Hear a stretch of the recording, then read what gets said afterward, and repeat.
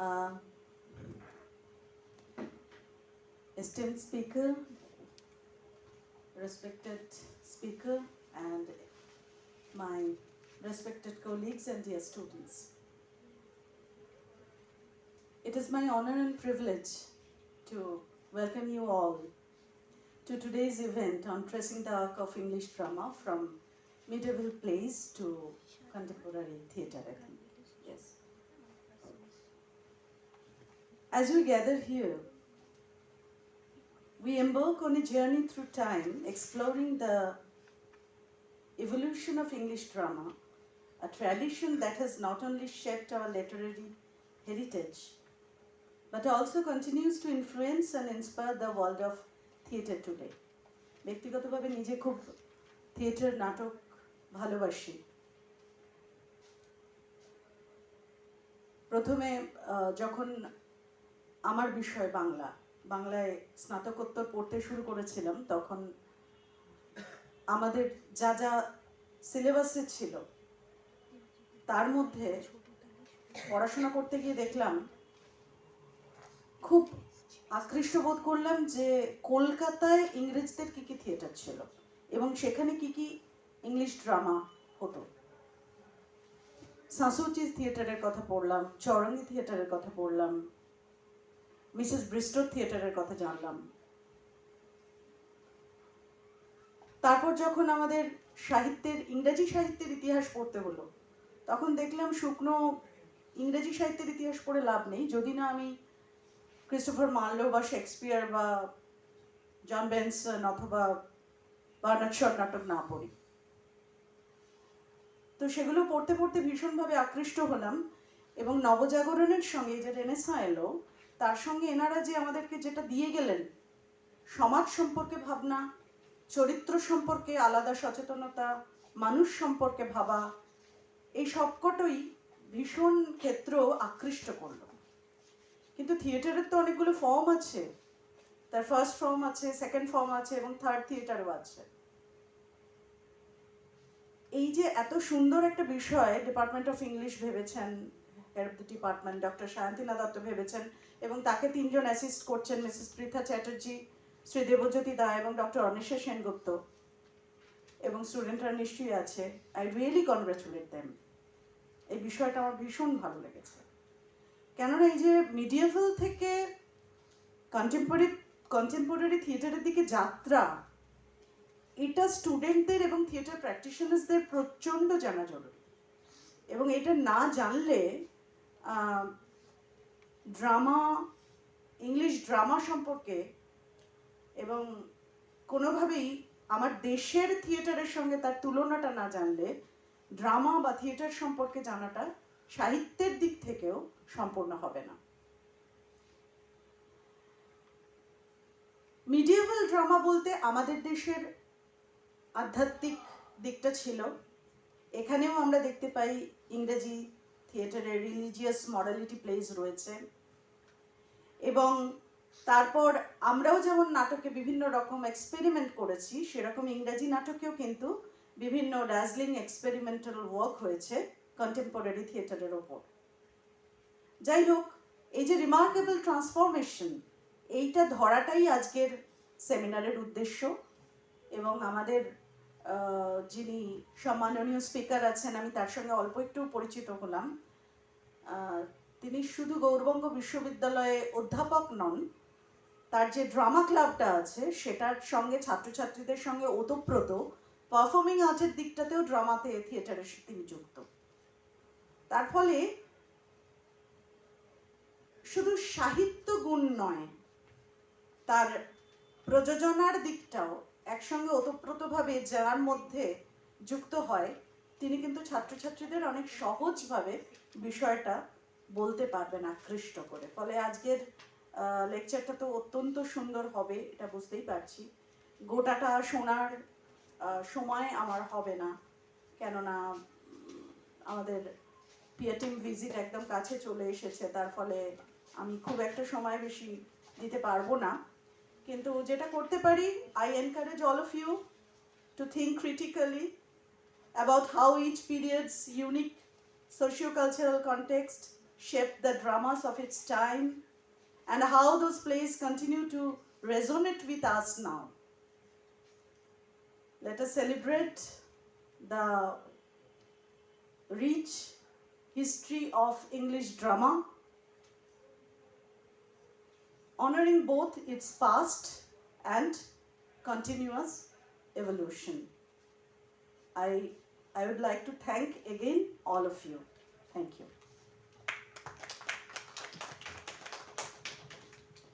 Thank you, ma'am, for your kind words and encouragement, and I'm very sure that students are also inspired because of your presence.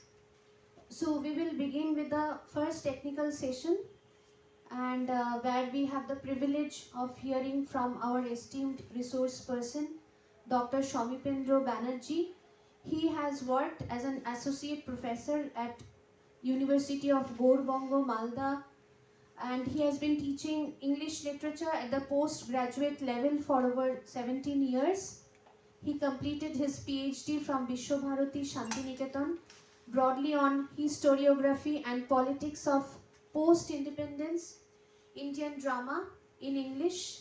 His chief research interests are theatre and performance and gender studies.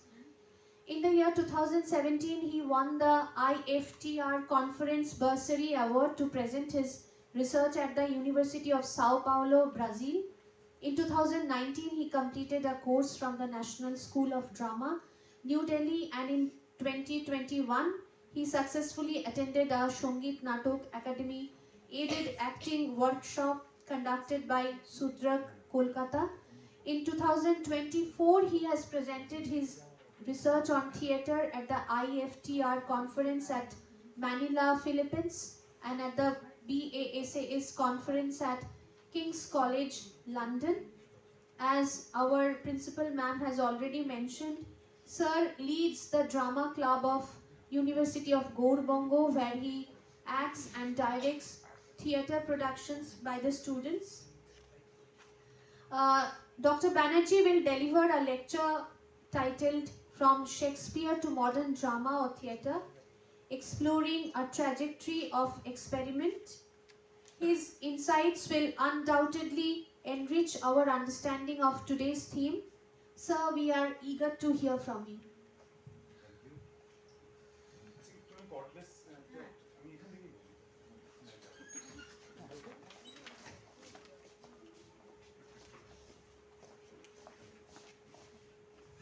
Hello. Very good morning to all of you. First of all, I would like to extend my deep gratitude to the college, Naba Ballygunge Mahavidyalaya, and particularly the principal, ma'am. Thank you for inviting me here and giving me an opportunity to speak. And obviously, my colleagues at the English department, particularly the head, Dr. Shayantina Dotto, I think, yeah. And Devojyoti, my friend, with whom we have shared several seminars, and of course the other colleagues of the English department and my dear students. আমি শুরু করব প্রথমেই আমি principal ma'am চলে যাওয়ার আগে আমি জানি যে প্রিন্সিপাল ম্যাম একটু ব্যস্ত থাকবেন আজকে, আপনাদের ন্যাক ভিজিট আসছে অবশ্যই। তো এত সুন্দর একটা অডিটোরিয়াম, খুব ইন্টিমেট একটা স্পেস, এটা দেখে খুবই ভালো লাগলো। So this is really nice. Sir, if you do not mind, I want to interrupt you, ma'am, as ma'am has to leave early. No, not for that, it's okay, I don't need the mic. We have two journals which have been published from our department.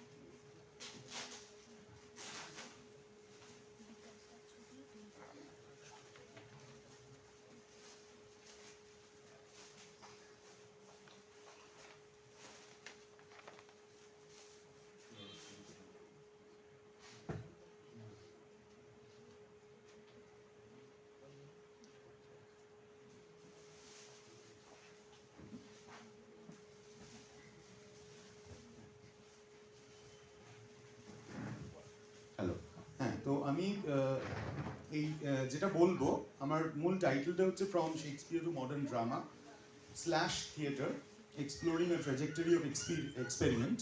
So I will be speaking in English of course, but I will also be speaking in Bengali. I hope this is not a problem. তোমরা সবাই বাংলা বোঝো তো?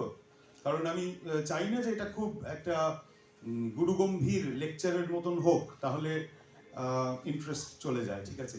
তো এই জায়গাটা যে জিনিসগুলো তোমরা পড়ছো, আমি শুনলাম যে তোমরা শেক্সপিয়ার পড়ো, আর বার্নার্ড শ আছে, আর সিংয়ের একটি নাটক আছে রাইডার্স টু দ্য সি। তো এর যে কনটেক্সটটা, এই কনটেক্সট নিয়ে আমি কথা বলবো। আর প্রিন্সিপাল ম্যাম চলে যাওয়ার আগে আমি আরেকটা কথা বলি। আমাদের একটা ড্রামা ক্লাব আছে, যেটা আমি তোমরা শুনলে, বিশ্ববিদ্যালয়ের ছাত্রছাত্রীদের নিয়ে আমি কাজটা করি। তো এই অডিটোরিয়ামটা দেখে কিন্তু আমার একটা লোভ হচ্ছে, এখানে যদি একবার আমরা পারফর্ম করতে পারি। হ্যাঁ, এটা খুব সুন্দর, মানে যেহেতু আমরা ইন্টিমেট নাটকগুলোই করি, আমাদের বেশ কয়েকটা নাটক আছে যেগুলো এই স্পেসের জন্য একদম আদর্শ। তো ভবিষ্যতে কোনোদিন যদি সুযোগ হয় আমরা এখানে আসতে চাইবো। আপনারাও আমাদের ছেলে মেয়েদের কাজটা দেখবেন, কেমনভাবে আমরা আসলে পড়াশুনোর পাশাপাশি এটা করা খুব কঠিন। মানে যারা করেন তারা জানেন যে এমনিতেই সেমিস্টারের চাপ থাকে, সিলেবাস শেষ করার একটা প্রেশার থাকে, তার মধ্যেও আমরা যেটুকু করার চেষ্টা করি। ঠিক আছে, আমি এবার আমার বিষয়ে যাই বেশি সময় না নিয়ে। তো প্রথমত, let us see what are the terms that I'm trying to address here. First of all, from Shakespeare to modern drama is a huge corpus, okay? So starting from Shakespeare, that is the Renaissance period, basically 16th century, to even if we end at modern drama, then that is somewhere around 20th century or late 20th century. So that is a huge corpus, and it's very difficult to really talk about everything of this 400-year journey. Ma'am has very interestingly introduced the topic by referring to this connections between India and the West, particularly English theatre here. One of my interests are also the English theatre of Calcutta. Mrs. Esther Leachকে নিয়ে আমার কিছু লেখা আছে, আপনাকে আমি মানে পরবর্তীকালে দেব, আপনি অবশ্যই একটু পড়ে দেখবেন। আর it would have been nice if I could have connected with the Indian theatre scenario, কিন্তু সেটার মনে হয় স্কোপ আমি আর পাবো না, কারণ অনেকটা বড় জায়গা আমাকে এখানে ধরতে হবে। তো আমি মিডিয়েভাল প্লের দিকে যাচ্ছি না, একদম মিডিয়েভাল প্লের দিকে আমি যেতে চাইছি না এই মুহূর্তে, কারণ হ্যাঁ, রিলিজিয়াস মোরালিটি প্লেস খুব ইন্টারেস্টিংলি যে কোনো দেশের যে কোনো সংস্কৃতি এবং যে কোনো সাহিত্যর শুরুটা কিন্তু সবসময় ধর্ম দিয়েই হয়েছে, কারণ ধর্মের একটা এক্সপ্রেশনের মিডিয়াম দরকার, এবং প্রাথমিকভাবে সেটা নাটক ছাড়া আর কিছু নয়। তো নাটকের মধ্যে দিয়ে ধর্মীয় কিছু বার্তা মানুষের কাছে পৌঁছানোর জন্য আমরা নাটক শুরু করি বেসিক্যালি, কিন্তু ধীরে ধীরে সময়ের সঙ্গে সঙ্গে winds of change started shifting it from a kind of a religious structure towards a more secular one. And নবজাগরণ বা English Renaissance, তোমরা জানো, it's the rebirth, it's a rebirth of film, certain new feelings about how the world is. প্রশ্ন করা শেখায় আমাদের renaissance সবচেয়ে প্রথমে, যে কেন আমি এটা অ্যাকসেপ্ট করব, যেটা আমাদেরকে বলা হয়েছে, যেটা বলে দেওয়া হয়েছে, এবং বিশেষত মূলত ধর্মযাজকরা যে ধরনের কথাগুলো বলেন যে এটাই সত্যি, সেই সত্যিটাই কি একমাত্র সত্যি, এই সত্যির বাইরে কি আর কিছু নেই, এই প্রশ্ন করা আমাদের রেনেসাঁ শেখায়। তো সেখান থেকেই একে একে শেক্সপিয়ার এবং অন্যান্যরা উঠে আসছেন। তোমরা তো রেনেসাঁর ড্রামা তোমরা পড়ছো, you have heard of, obviously you have read Shakespeare, but have you read any other playwrights? Have you read any other plays? Ma'am যেমন মেনশন করলেন ক্রিস্টোফার মার্লোর কথা, ম্যাম যেমন বললেন বেন জনসনের কথা। এক্সকিউজ মি, আমি একটু অ্যাটেনশন চাই, কিন্তু হ্যাঁ, ইন্টারঅ্যাক্টিভ হতে হবে, I will be asking questions, তো তোমাদের একটু শুনতে হবে, ঠিক আছে? না শুনলে কিন্তু বোঝা যাবে না কিছু, ওকে? তো তোমরা কি শেক্সপিয়ার ছাড়া আর কোনো রেনেসাঁ অথরের নাম বলতে পারো আমাকে? Come on, quick. Anybody from the 16th century, তিনি কবিও হতে পারেন, could be a poet. Dramatist বলতে আমরা শেক্সপিয়ারই বুঝি, মার্লো আছেন, আর এনিথিং এলস? আর কারো নাম কি মনে পড়ছে? Edmund Spenser, yes, thank you.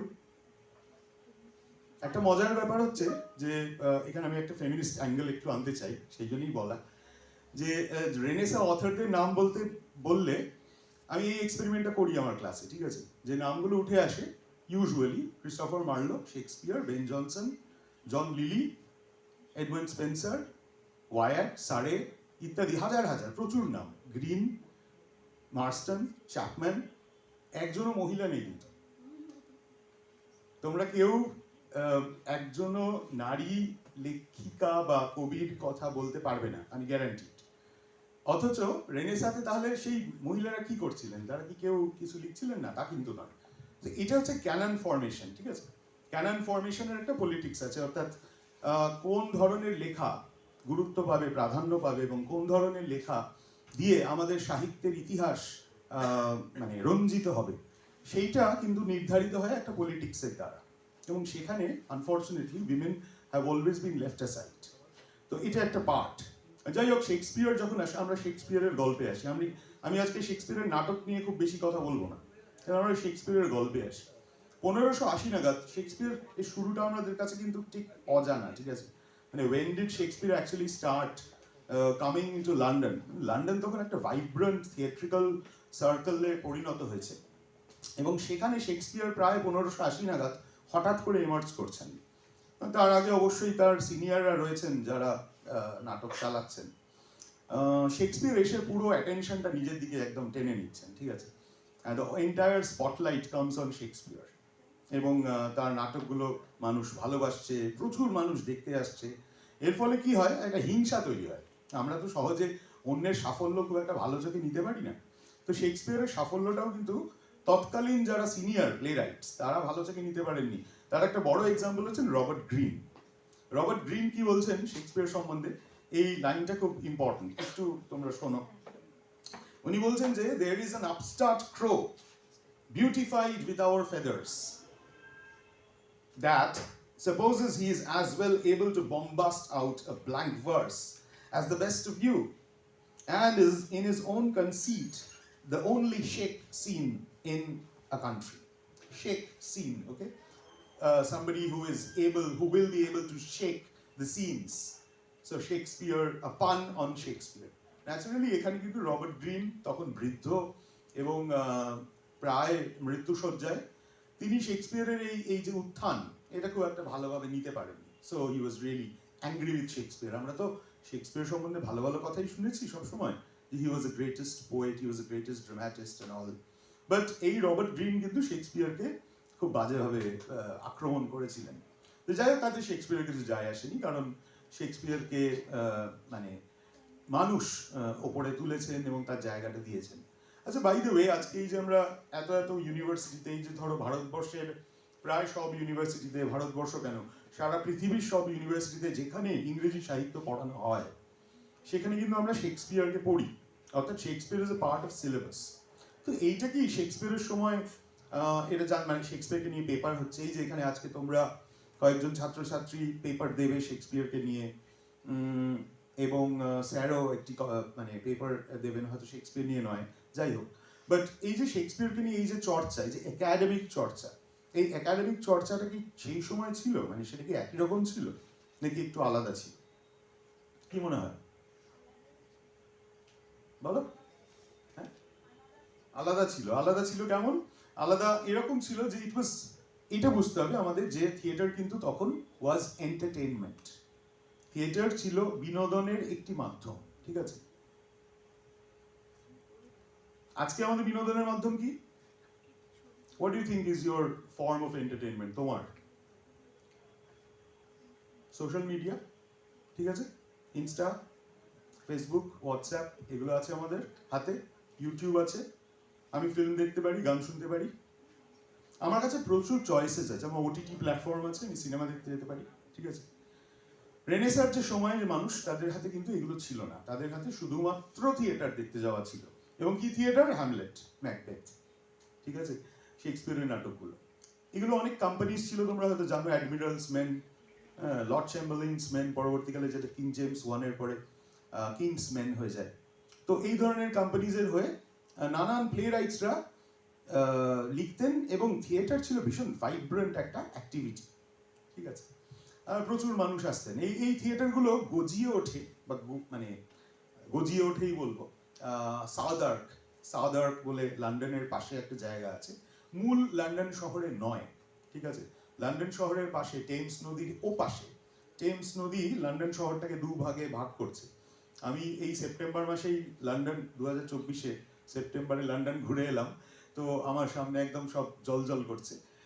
তো খুব সুন্দরভাবে ডিভাইডেড, টেমস নদীটা বয়ে যাচ্ছে, তার এই পাশটা হচ্ছে লন্ডন মূল সিভিক যে অথরিটিস গুলো, আর টেমসের ওপাশটা হচ্ছে সাউদার্ক, এবং সেখানে থিয়েটারটা এমার্জ করলো। তার একটা বড় কারণ হচ্ছে থিয়েটার যেহেতু এন্টারটেইনমেন্ট, এবং এন্টারটেইনমেন্ট মানেই লোকজন সেখানে গিয়ে একটু মানে এই যে খুব কন্ট্রোলড যে বিহেভিয়ার, সেটা আর ওখানে গিয়ে থাকছে না, ঠিক আছে।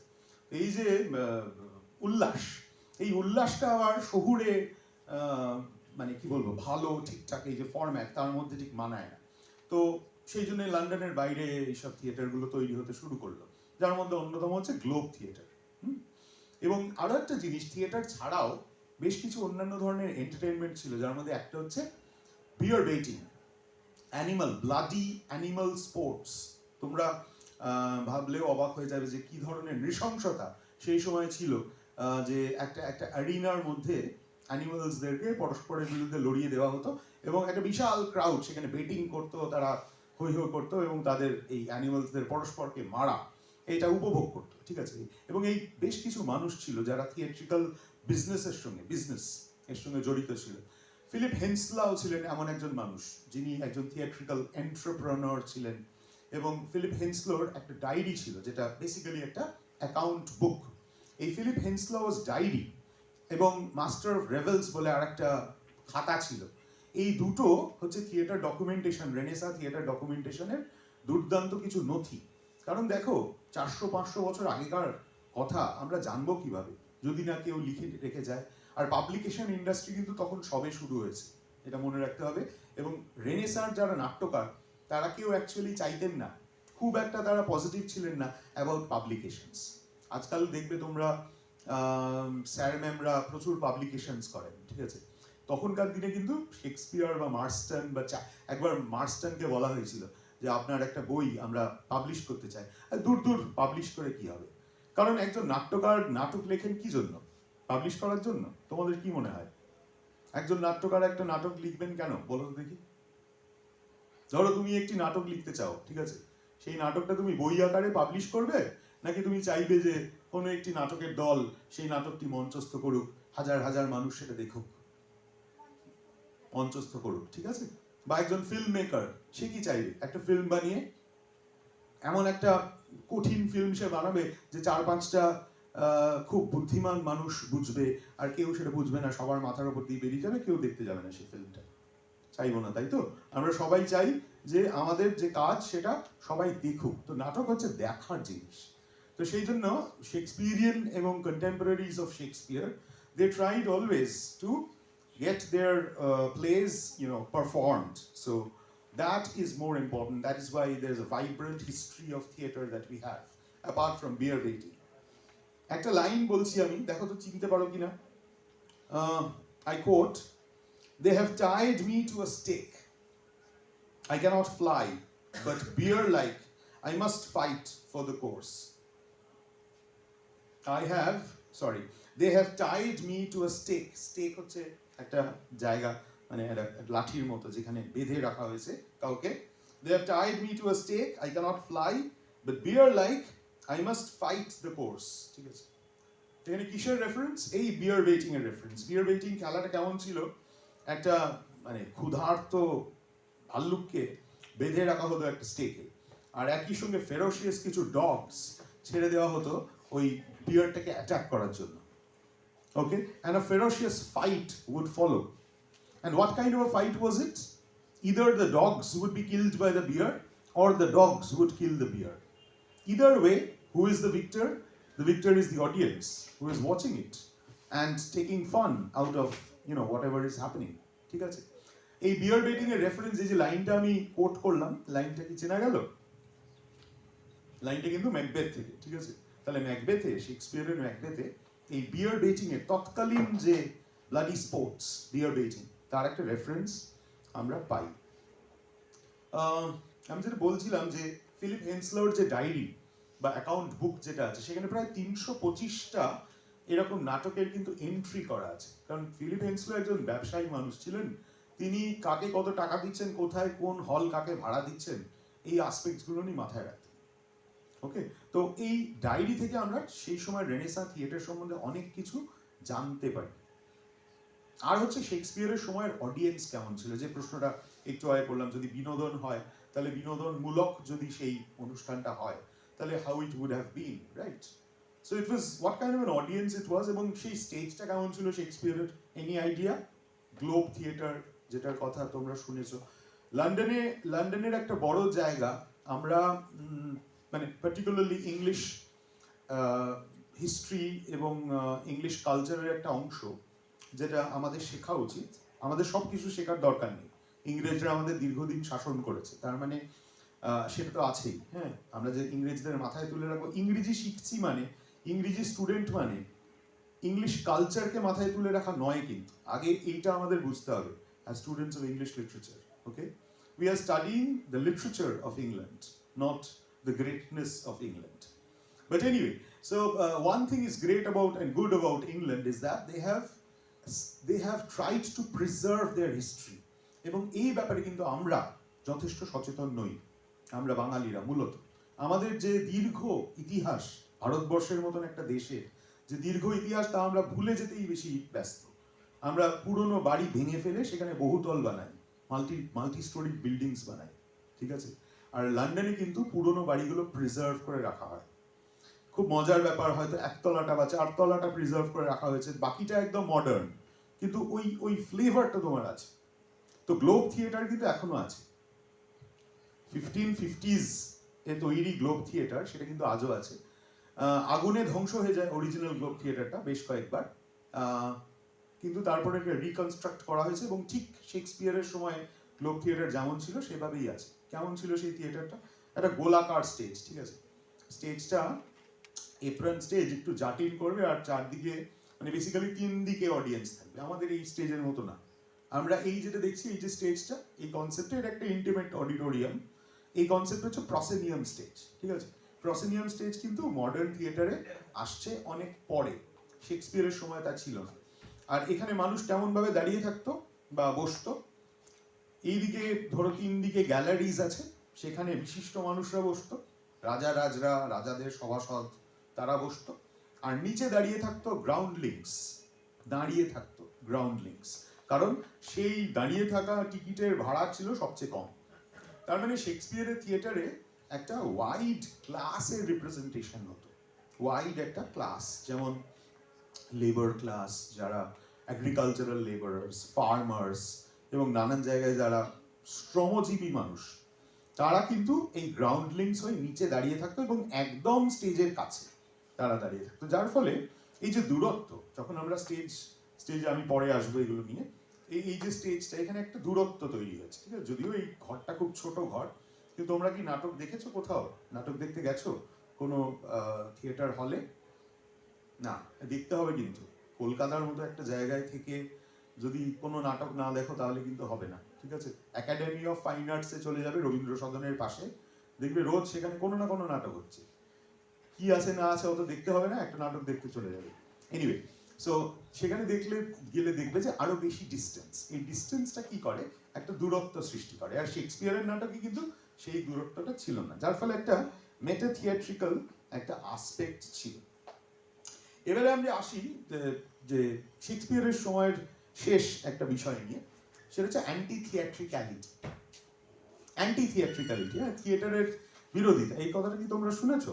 আর ইউ অ্যাওয়্যার অফ দিস? কারণ আমরা ইউজুয়ালি থিয়েটারের ইতিহাস নিয়ে বড় বড় গাল ভরা কথা বলে থাকি ইউজুয়ালি, বাট থিয়েটারের বিরোধিতাও কিন্তু প্রবল ছিল।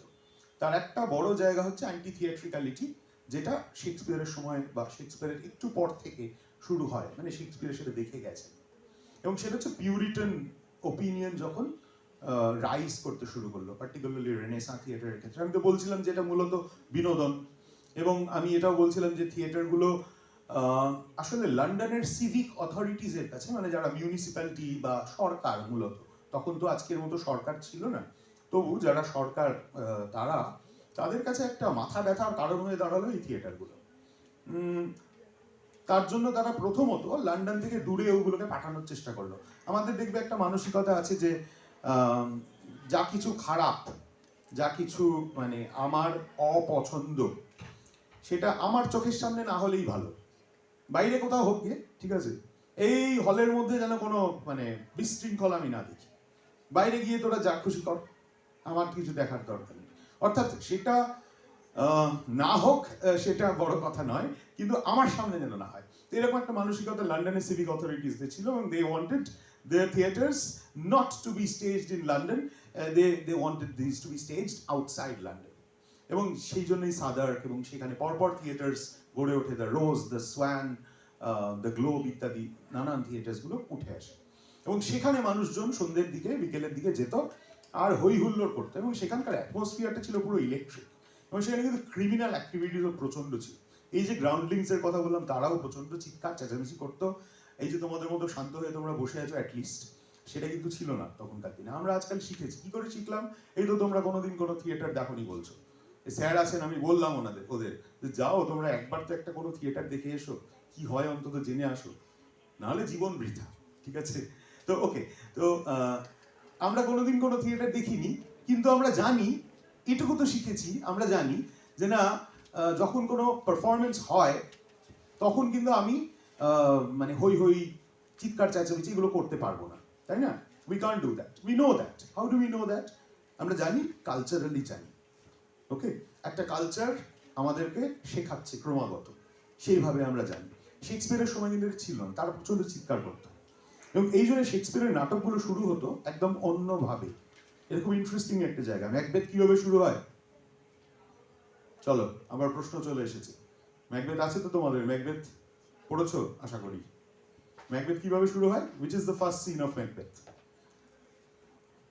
তিনটে উইচ আসছে, ওকে, দে স্টার্ট টকিং, এবং ম্যাকবেথ এবং ব্যাংকও একটা প্রচুর ডেজার্টের মধ্যে দিয়ে ঘোড়া নিয়ে যাচ্ছে, এমন সময় উইচেসগুলো তাদের পথ আটকে বলছে যে ফটাফট প্রেডিকশন করতে শুরু করছে। তো এর ফলে যেটা হচ্ছে, মানে এই এতে কি হয়, এই শেক্সপিয়ারের শুরুটা খুব ইম্পর্টেন্ট। তোমরা যদি হ্যামলেট দেখো, হ্যামলেট হয়তো তোমরা পড়োনি, এখনো পড়বে ভবিষ্যতে। হ্যামলেট যদি পড়ো তাহলে দেখবে যে হ্যামলেটে একটা গোস্ট দিয়ে শুরু হচ্ছে, একটা গোস্টের সিন দিয়ে শুরু হচ্ছে, ঠিক আছে, যেখানে একটা দুর্গ আছে এবং সেখানে রাজা রয়েছে, এবং সেখানে একজন গোস্ট এসে চলাচল করতে শুরু করেছে। টেম্পেস্ট কিভাবে শুরু হচ্ছে? টেম্পেস্ট একটা সামুদ্রিক ঝড় দিয়ে শুরু হচ্ছে, প্রচন্ড ঝঞ্ঝা। তো এই শুরুগুলো শেক্সপিয়ার কেন করতেন বলতো? দর্শকদের দৃষ্টি আকর্ষণ করার জন্য। প্রথমেই যদি হ্যামলেট এসে to be or not to be, that is the question বলতে শুরু করে, তাহলে কেউ শুনবে না। অর্থাৎ দর্শকের অ্যাটেনশন আগে আমাকে ধরতে হবে, সেটা ধরার পর আমি আমার নাটকে যাব। ওকে, তো এরকম ছিল, মানে একটা ভেরি বয়েস্ট্রাস কাইন্ড অফ ক্রাউড। তো এখান থেকে অ্যান্টি থিয়েট্রিক্যালিটির গল্পটাই আসে। পিউরিটান একটা ওপিনিয়ন শুরু হয়, তারা বলে যে এই থিয়েটার হচ্ছে সব নষ্টের মূল। যত দোষ, নন্দ ঘোষ বলে গল্প আছে না, তো সব নষ্টের মূল হচ্ছে থিয়েটার। কারণ থিয়েটারে কি হয়, এখানে একটা রাইজ অফ ক্রিমিনাল অ্যাক্টিভিটিস হচ্ছে, মানুষজন গিয়ে সেখানে এমন হই হুল্লোড় করছে যে সেখানে ক্রিমিনাল অ্যাক্টিভিটিস হচ্ছে। তাছাড়া প্রস্টিটিউটস ইত্যাদি তারা ওখানে যাতায়াত শুরু করেছে। তো থিয়েটার হচ্ছে সব কিছুর দোষী। এটা একটা। চার্চের দিক থেকে একটা বড় অবজেকশন আসতে শুরু করলো, কারণ 2 o'clock পারফরমেন্সেস, এই জিনিসটা খুব ইন্টারেস্টিং। 2টোর সময় পারফরমেন্সেস গুলো শুরু হতো, দুপুর 2টো, ঠিক আছে।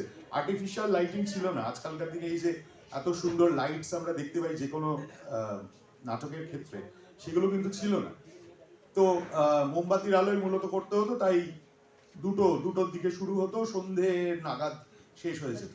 কিন্তু 2টোর সময় আবার চার্চের সার্ভিসেরও টাইম, মানে চার্চেও যেতে হবে 2টোর সময়। তো চার্চ অথরিটিসরা কমপ্লেন করতে শুরু করলো যে মানুষ কি করছে, ডিভাইন সার্ভিসেস থেকে দূরে সরে যাচ্ছে। People are moving away from divine services and they are not going to the church, instead they are going to the theatres. কি অদ্ভুত সময় না? আর তৃতীয়ত, থার্ডলি, পিউরিটানসদের একটা বড় আপত্তির জায়গা তৈরি হলো, কারণ ইমর্টালিটি এবং ইমরালিটি এবং ট্রান্সভেস্টিজম ব্রিড করছে এই ধরনের থিয়েটার, এই অবজেকশনটাও শুরু হলো। তার একটা বড় কারণ হচ্ছে, তোমরা জানো যে শেক্সপিয়ারের সময় রেনেসা নাটকে কিন্তু মেয়েদের চরিত্রে কারা অভিনয় করতো জানো কি? পুরুষরা, বয়েজ, বাচ্চা ছেলেরা বেসিক্যালি। হ্যাঁ, কারণ ইংরেজি থিয়েটারে মেয়েরা মেয়েদের চরিত্রে আসছে না। অর্থাৎ তোমরা লেডি ম্যাকবেথ যে পড়ছো, বা হ্যামলেটের যে অবিস্মরণীয় নারী চরিত্র ওফেলিয়া, বা টেম্পেস্টে যে মিরান্ডা, বা অ্যাজ ইউ লাইক ইটে যে মানে চরিত্রগুলি আছেন আরো, হ্যাঁ, তারা কেউই, রোজালিন্ড, ভায়োলা, 12th নাইটের ক্ষেত্রে, এগুলো একটাও কোনো মেয়ে বা নারী চরিত্রের দ্বারা, নারী দ্বারা অভিনীত নয়। All were done by men. এবং এটা ছিল পিউরিটানসের একটা বড় অবজেকশন।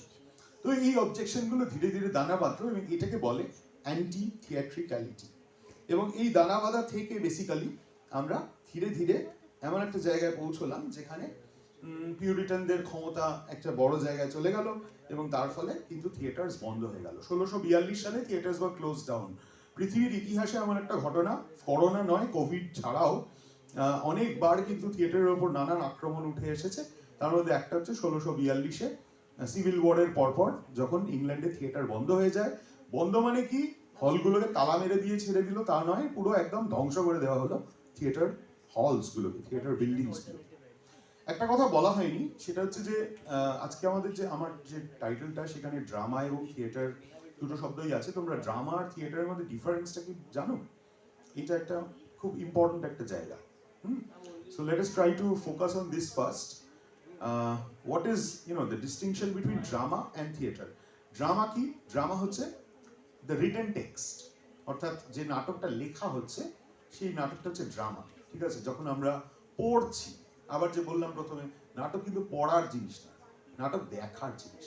কারণ কোনো নাটক আর চাইবে না যে তার নাটকটা লোকে শুধু 10টা লোক পড়ুক, তার থেকে ভালো 5টা লোক দেখুক, একজন নাট্যকার সেটা চাইবেন। যাই হোক, তো what we read is drama, কারণ না পড়লেও তো নয়, তাই সেটা হচ্ছে ড্রামাটিক লিটারেচার মূলত।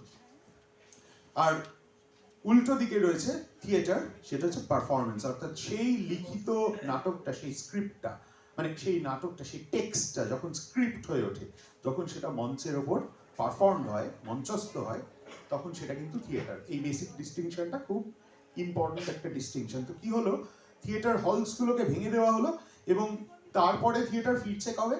1642-এ বন্ধ হলো, 1660-এ ফিরলো। ঠিক আছে, 1660, 42 থেকে 52, 10 আর 8, 18 বছর there were no theater। এর ফলে কি হলো, 1660-তে যখন থিয়েটার ফিরলো, তখন ন্যাচারালি একদম নতুন আঙ্গিকে, নতুন ভাবে সে ফিরে এলো। এর পেছনে অবশ্য অবদান ছিল একজন রাজার, তিনি হচ্ছেন চার্লস দ্য সেকেন্ড, যিনি রেস্টোরেশনের পরে ইংলিশ মানে ইংল্যান্ডের মনার্ক হলেন, স্টুয়ার্ট লাইনকে ফিরিয়ে আনলেন, ইত্যাদি অনেক গল্প আছে, সেগুলোতে যাচ্ছি না।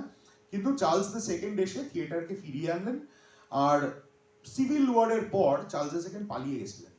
ইংল্যান্ড থেকে পালিয়ে গিয়ে তিনি গোটা ইউরোপ ঘুরেছেন এবং সেখানকার থিয়েটার দেখেছেন। বাকি দেশগুলোতে দিব্যি থিয়েটার চলছিল, সেখান থেকে ইনফ্লুয়েন্স হয়ে তিনি এসে রেস্টোরেশন থিয়েটার শুরু করলেন, যেটাকে আমরা রেস্টোরেশন কমেডি অফ ম্যানার্স বলছি মূলত।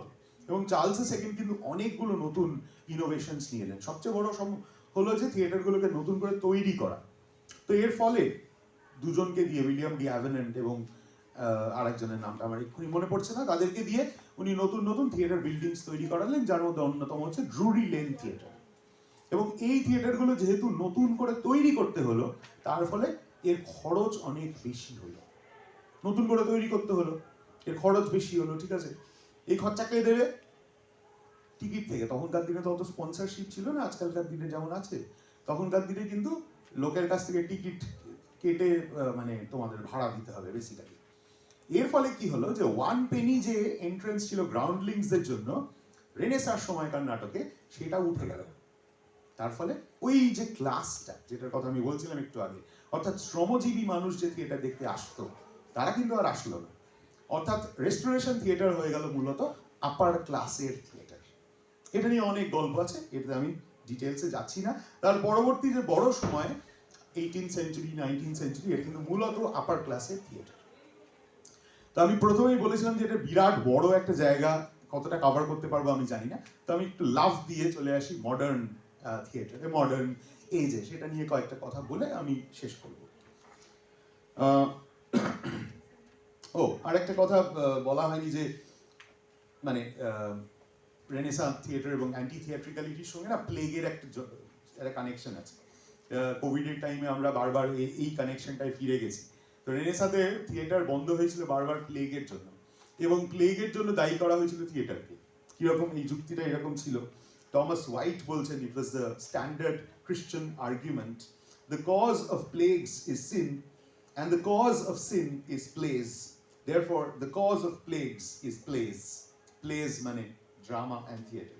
তাহলে প্লেগস সিন থেকে হয়, সিন কোথা থেকে হয়? প্লেস থেকে হয়, নাটক থেকে হয়, তাই প্লেগস হয় প্লেজের জন্য। অর্থাৎ একটা সিলজিস্টিক লজিক আছে এখানে। তো এটা খুব মজার একটা তথ্য। তো যাই হোক, আমরা যদি মডার্ন এজে আসি, এই মাঝের যে 200-300 বছর যে একরকমের থিয়েটার রয়েছে তা না, নানান ধরনের থিয়েটার রয়েছে, কিন্তু এটা মূলত ছিল ওয়েল মেড প্লেস। ঠিক আছে, well made place, well structured place, text oriented place, অর্থাৎ একটা টেক্সট থাকবে এবং সেই টেক্সটটাকে ফলো করে আমরা একটা নাটক করব। এই জায়গাটা পরিবর্তন হলো উইথ মডার্নিজম। মডার্নিজম আর একটা বিরাট বড় ঘটনা, যেটা একটা ছোট্ট মানে মডার্নিজমের ওপরেই একটা সেমিনার হলেও সেটা যথেষ্ট নয় হয়তো। যাই হোক, তো বিংশ শতাব্দীর আশেপাশে মডার্নিজম আসছে ইউরোপিয়ান মডার্নিজম আমরা মূলত বলি। এই যে ইউরোপের এত বাড়বাড়ন্ত বা ইউরোপ এত যে আমাদের মানে আমরা অ্যাডভান্স দেশ হিসেবে ইউরোপকে ভাবি, তার মূল কারণ কিন্তু এই দুটো।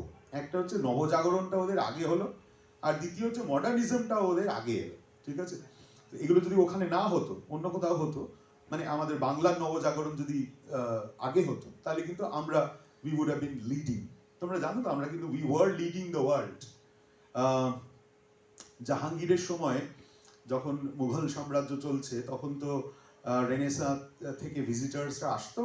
প্রথম ভাস্কো ডা গামা এলেন, তারপরে ধীরে ধীরে পেছন পেছন সবাই এলো, এবং ইংল্যান্ডের কাছে বা ইউরোপের কাছে ভারতবর্ষের প্রাচুর্য, ভারতবর্ষের অর্থনৈতিক প্রাচুর্য একটা লোভনীয় বিষয় ছিল।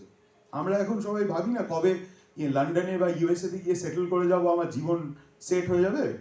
ওরা তখন ভাবতো কবে ইন্ডিয়াতে পৌঁছবো, ইন্ডিয়াতে পৌঁছলে আমার জীবন সেট হয়ে যাবে। তো গত 300 বছরের এই ঔপনিবেশিক শাসন এই ইতিহাসটাকে পাল্টে দিয়েছে, ঘুরিয়ে দিয়েছে। আমাদের সর্বস্বরা নিয়ে চলে গেছে। আর ব্রিটিশ মিউজিয়ামে যদি যাও, কদিন আগে গেছিলাম বলে বলছি, ব্রিটিশ মিউজিয়াম জুড়ে ভারতীয় এবং সারা পৃথিবীর নানান জায়গার অসাধারণ সব জিনিসপত্র সুন্দর করে সাজানো আছে, যেগুলো আসলে আমাদের কাছে থাকার কথা। যাই হোক, তো এরপরে আসছি তাহলে মডার্নিজমও কিন্তু একটা ভীষণ ইম্পর্টেন্ট একটা ফেজ। এবার মডার্নিজমের নানান কারণ আছে, সেগুলোর মধ্যে সবটাই যাওয়া যাবে না। নাটকের ক্ষেত্রে একটা সোশ্যালিজমের বা রিয়ালিজমের একটা প্রয়োজন দেখতে পেলেন, ধরো যারা মূলত যারা ইউরোপিয়ান প্লে রাইটস, এবং তার মধ্যে অগ্রণী হচ্ছেন ইপসেন, একজন নরওয়েজিয়ান প্লে রাইট, নরওয়ের একজন মানুষ। নাটকের যে ইতিহাস, মডার্ন নাটকের যে ইতিহাস, অর্থাৎ মডার্ন ড্রামার যে ইতিহাস, সেখানে কিন্তু তোমরা আবার দেখবে যে ইংলিশের প্রাদুর্ভাব বা প্রাধান্যটা আস্তে আস্তে কমতে শুরু করছে। Okay, so this is more or less a pan European phenomenon. কারণ আমরা মডার্ন ড্রামাটিস্ট বলতে আমরা বুঝি স্ট্রিনবার্গকে, মডার্ন ড্রামাটিস্ট বলতে আমরা বুঝি আন্তন শেখভকে, আমরা মডার্ন ড্রামাটিস্ট বলতে ম্যাটারলিঙ্কের কথা জানি, আমরা মডার্ন ড্রামাটিস্ট বলতে ইপসেনের কথা জানি। ঠিক আছে, যারা কেউ ইংরেজ নন সেই অর্থে। Okay, they are all from non English backgrounds. And এটা সম্ভব হয়েছিল কারণ তাদের দেশের যে আর্থসামাজিক পরিকাঠামো তাদের নতুন করে থিয়েটারকে ভাবার একটা সুযোগ দিচ্ছিল। সো সোশ্যালিস্ট রিয়ালিস্টিক একটা থিয়েটারের ওয়ার্ল্ড বা কনটেক্সট আমরা তাদের মধ্যে পেতে থাকি। তো কেমন ছিল এই মডার্ন ড্রামা? না, শেক্সপিয়ারিয়ান ড্রামা বা রেনেসাঁ ড্রামাতে যেমন আমরা গ্রেট ট্র্যাজিক হিরোজদেরকে পেয়েছি, এবারে আমরা কমন ম্যানদের পেতে থাকলাম, এবং বিষয় হিসেবে উঠে আসতে লাগলো সামাজিক social inequalities. Different social inequalities started coming up as primary subjects. Okay, এবং তার একটা মানে এই যে নাটকটা, এই নাটকটাকে অনেক সময় বলা হয় আভাগার্ড থিয়েটার। আভাগার্ড ওয়ার্ল্ড ওয়ার এসেছিল তখন 20th সেঞ্চুরিতে, সেই টার্ম থেকে আভাগার্ড বা অ্যাডভান্স গার্ড এই টার্মটা নিয়ে basically we started talking of it. So experiment এর যে ট্র্যাজেক্টরির কথা আমি বলছিলাম, সেটা কিন্তু এখানে খুব ইম্পর্টেন্ট, কারণ not only in the modernism but also in Shakespeare we have always seen experimentation. নাটক মানেই এক্সপেরিমেন্টেশন। আমি নতুন কিভাবে, কোন আঙ্গিকে, কোন ফর্মে আমি আমার উপস্থাপনাটাকে প্রেজেন্ট করব, okay, that becomes very important, very crucial, and that is why theatre is always related to experiment. তো মডার্ন থিয়েটার কে আমরা বলতে পারি avant garde modern theatre, which was opposed to, সেটা কিসের বিরুদ্ধে, অর্থাৎ প্রি মডার্নটা কি, opposed to the traditional naturalistic well made play। এই well made play মানে ভীষণ টেক্সট ওরিয়েন্টেড একটা ব্যাপার, ঠিক আছে। এর আরো অনেক থিওরিটিক্যাল আসপেক্টস আছে, into which I am not going। আমি যে শেষ যে আসপেক্টটা আনতে চাইবো সেটা হচ্ছে ব্রেক্টের থিয়েটার। বার্টল্ড ব্রেক্ট একজন জার্মান ড্রামাটিস্ট। সেই জার্মান ড্রামাটিস্টের একটি মানে তার যে ভাবনা, বার্টল্ড ব্রেক্টের থিয়েটারটাকে কি বলে তোমরা জানো? What kind of theatre is Bertolt Brecht associated with?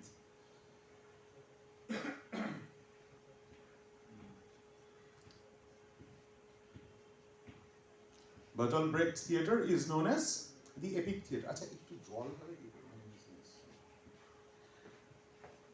Epic theatre বলা হয়, ঠিক আছে।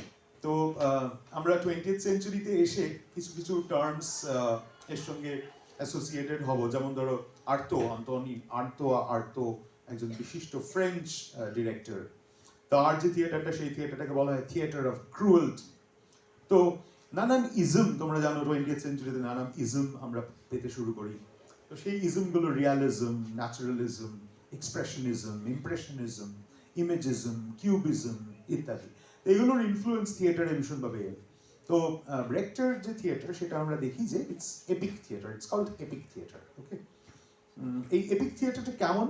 এই এপিক থিয়েটারটা হচ্ছে non illusionistic theatre, okay. Let us try to understand this word, non-illusionistic theatre, because Brecht claims that epic theatre is opposed to dramatic theatre. Dramatic theatre, that is traditional theatre, conventional theatre, that is the theatre as we used to know it, as we have been knowing it as of now. So that traditional theatre is dramatic theatre, and that is illusionistic theatre. এই ব্যাপারটা কিরকম? Theatre creates illusion, theatre creates illusion, cinema creates illusion. এটা কি তোমরা বোঝো? Cinema দেখো তো? Okay fine, চলো এবার একটু একটু এনগেজ হওয়া যাক। হ্যাঁ, সিনেমা তো দেখো। তো লাস্ট কি সিনেমা দেখেছো? দেখে একটা নাম বলো দেখি, ফাটাফাট বলো বলো। নাথিং, দের ইজ নো, চিন্তার কিছু নেই, স্যারেরা কিচ্ছু বলবেন না, ম্যামরা যা খুশি। হ্যাঁ,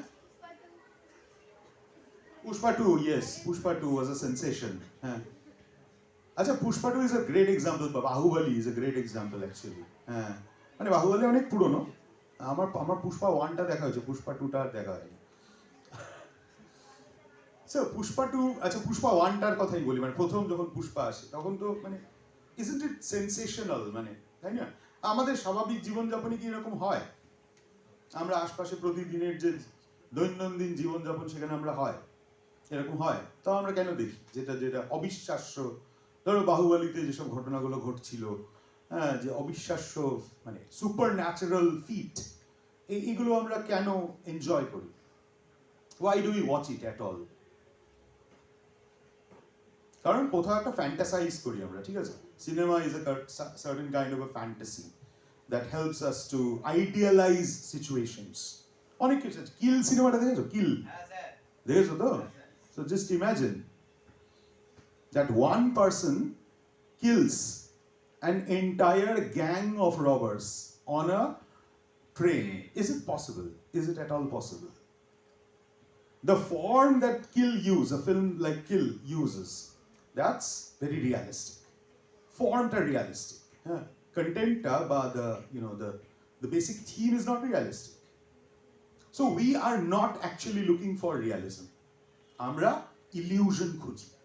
তাই জন্য যেটা হয় আমি বিশ্বাস করে নিই। আমি জানি যে এটা একটা সিনেমা, আমি জানি এটা একটা নাটক, এখানে একটা চরিত্র, একটা লোক একটা চরিত্রে অভিনয় করছে এবং সে যেটা বোঝাবে আপাতত আমি সেটা বুঝে নেব, প্রশ্ন করব না, আমি সেটা মেনে নেব, ঠিক আছে? এটা হচ্ছে উইলিং সাসপেনশন অফ ডিসবিলিফ। অর্থাৎ আমার যে ডিসবিলিফ সেটাকে আমি উইলিংলি সাসপেন্ড করলাম এবং এটা আমি অ্যাকসেপ্ট করে নিলাম। তাহলে এটা হচ্ছে ইলিউশন, কিন্তু ইলিউশন সত্যি না। তো ব্রেক্ট বলছেন, অর্থাৎ নাটকে এই একজন এসে খুন করে দিল একটা লোককে, সে পড়ে থাকলো, মঞ্চ অন্ধকার হয়ে গেল, টক করে সে উঠে বেরিয়ে গেল, কারণ সে আসলে মরেনি। আমরা সবাই জানি যে সে আসলে মরেনি, সে কিন্তু বেঁচেই আছে, স্টিল অ্যালাইভ। হ্যাঁ, তো এই মানে once he is able to, thank you so much, so once he is able to, so this is the illusion, right? Now Brecht বলছেন যে এই ইলিউশনটা কোথাও একটা আমাদের সামাজিক সত্য থেকে দূরে ঠেলে দিচ্ছে, driving us away from the social reality. And in order to challenge and change the society, we do not need illusions, we need a non-illusionistic theater. তো এখানে একটা বাইনারি সৃষ্টি হয়, সেই বাইনারিটা হচ্ছে একদিকে, এবং এই ইলিউশনিস্টিক থিয়েটার কি? ইমোশনাল, ঠিক আছে? একটা ভালো হিরো, একটা ভালো সিনেমার একটা ভালো মানুষ, ইউজুয়ালি হিরো এবং হিরোইন না, মানে স্ট্যান্ডার্ড বলিউড ফিল্ম তুমি যদি ফলো করো তাহলে দেখবে যে তারা একদম পারফেক্ট হয়, পারফেক্ট, অ্যাবসলিউটলি পারফেক্ট। সে যেমন নাচে ভালো, তেমন এক হাতে 12-14 জনকে মেরে দিতে পারে, সে তেমনই ভালো প্রেম করতে পারে, সে তেমনই ভালো রেসপন্সিবল সন্তান, সো সব কিছুই তার একদম সেরা। তো এই যে আইডিয়ালাইজড যে ইলিউশনিস্টিক প্রেজেন্স, এটা আবার ইমোশনকে অ্যাপিল করে আমাদের, ঠিক আছে? তাই সেই লোকটার যদি কোনো কষ্ট হয় তখন আমরা কাঁদি, যদি দুঃখের কোনো সিন হয় তখন আমরা হাউ হাউ করে কাঁদি, ইমোশনালি অ্যাপিল করছে। এটাই ক্যাথার্টিক, অ্যারিস্টোটেলিয়ান। ব্রেক্ট বলছেন এটা হচ্ছে Aristotelian theatre. Okay, so this is basically illusionistic, emotional, mimetic, naturalistic, Aristotelian traditional theatre. এটা ব্রেক্ট বলছেন ড্রামাটিক থিয়েটার। আর ব্রেক্টিয়ান এপিক থিয়েটারটা ঠিক এর উল্টো। কিরকম? Anti illusionistic, detached, didactic, socialist, non Aristotelian epic theatre, যে থিয়েটার সমাজ পাল্টানোর কথা বলবে। এবার কেমন হবে সেই ব্রেক্টিয়ান থিয়েটারটা, এটা কিন্তু সব আমি বলে দেবো না, ঠিক আছে? এটা কিন্তু তোমাদেরকে খুঁজে দেখতে হবে, নিজেদের পড়াশোনা করতে হবে। ব্রেক্টিয়ান থিয়েটারের এক্সাম্পল ইউটিউবে খোঁজো, ইউটিউবে নেই এমন কিছু নেই, ঠিক আছে? ভুলভাল জিনিস একটু কম দেখে ইউটিউবে একটু কাজের জিনিস দেখবে, তাহলে দেখবে যে দারুণ, মানে একটু কাজও হচ্ছে। এন্টারটেনমেন্টে যেমন আমাদের দরকার, অবশ্যই দরকার, তার পাশাপাশি একটু কাজ করাও দরকার। সো ইউটিউবে সব আছে, so try finding it out. Okay, ব্রেক্টের কিছু নাটক যেমন the good woman of Szechwan বা গ্যালিলিও, এগুলো ইউটিউবে অ্যাটলিস্ট ক্লিপিংস তো পাবেই, একটু দেখো তো কি আছে ওই নাটকগুলোতে, যাতে এই নন ইলিউশনিস্টিক, সোশ্যালিস্ট, ডিট্যাচড এবং সমাজ পরিবর্তন করার মতন একটা থিয়েটার আমরা পাই। তো এই মূলত মডার্ন থিয়েটার। কন্টেম্পোরারি থিয়েটার একটা অন্য জিনিস, সেখানে আর আমি যাব না, আমি এখানেই আজকে শেষ করছি। I hope I have been able to do justice to the topic and I have not overstayed I mean the time that I was allotted to. If I have done, I'm really sorry about that, but and I also hope that you've enjoyed. If you have any questions, you can always get back to me now or later also. I will share my email with you if you want. You can ask me questions as well on these. Okay, so that's it. Thank you, ma'am.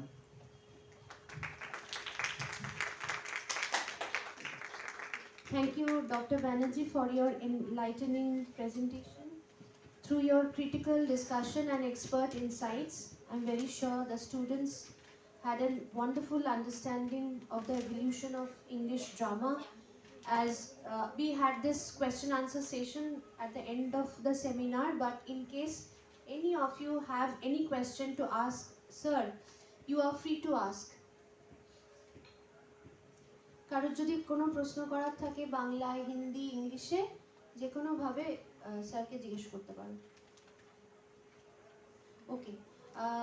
Your silence says no. So we will move on to the second technical session where we will hear insightful papers from both faculty and students. And we begin with a paper presentation by Professor Debojyoti Da. The title of his paper is The Interplay of Culture and Politics in Waiting for Godot. Debojyoti, please take over.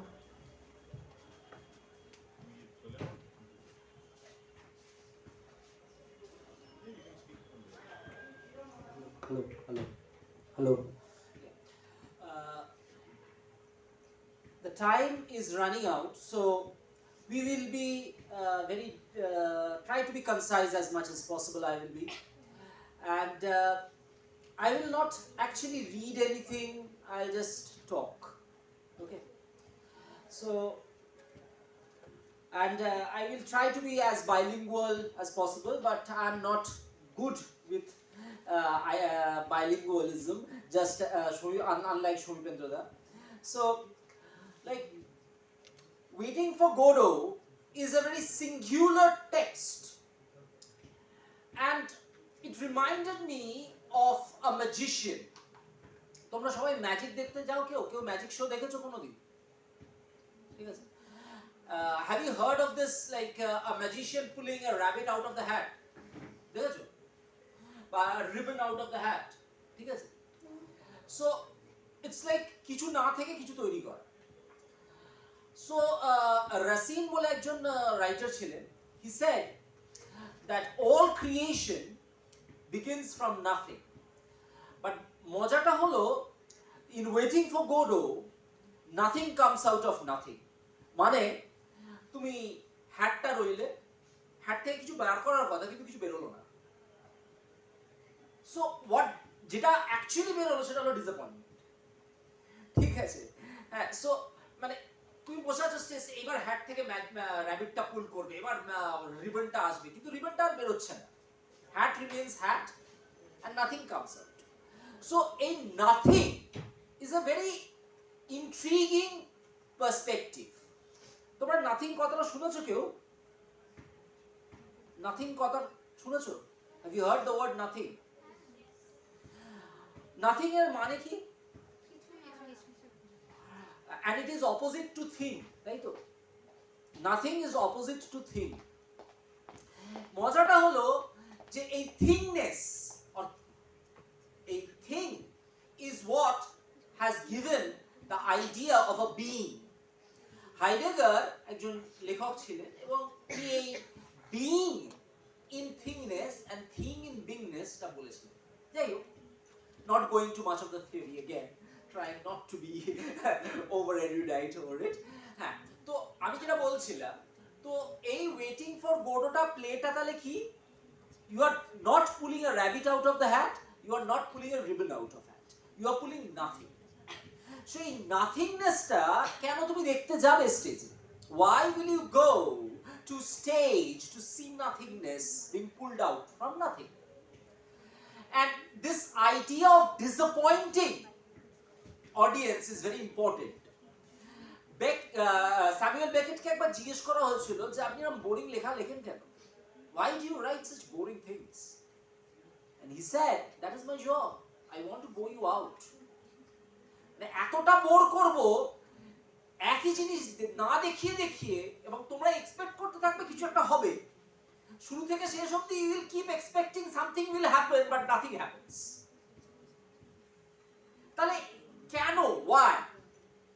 It creates an alienation. It creates what? Alienation. আর ভালো লাগছে না, দূর বাবা, এই সেন্সটা তৈরি করার জন্য, যেটা তোমার ভেতর থেকে আসবে।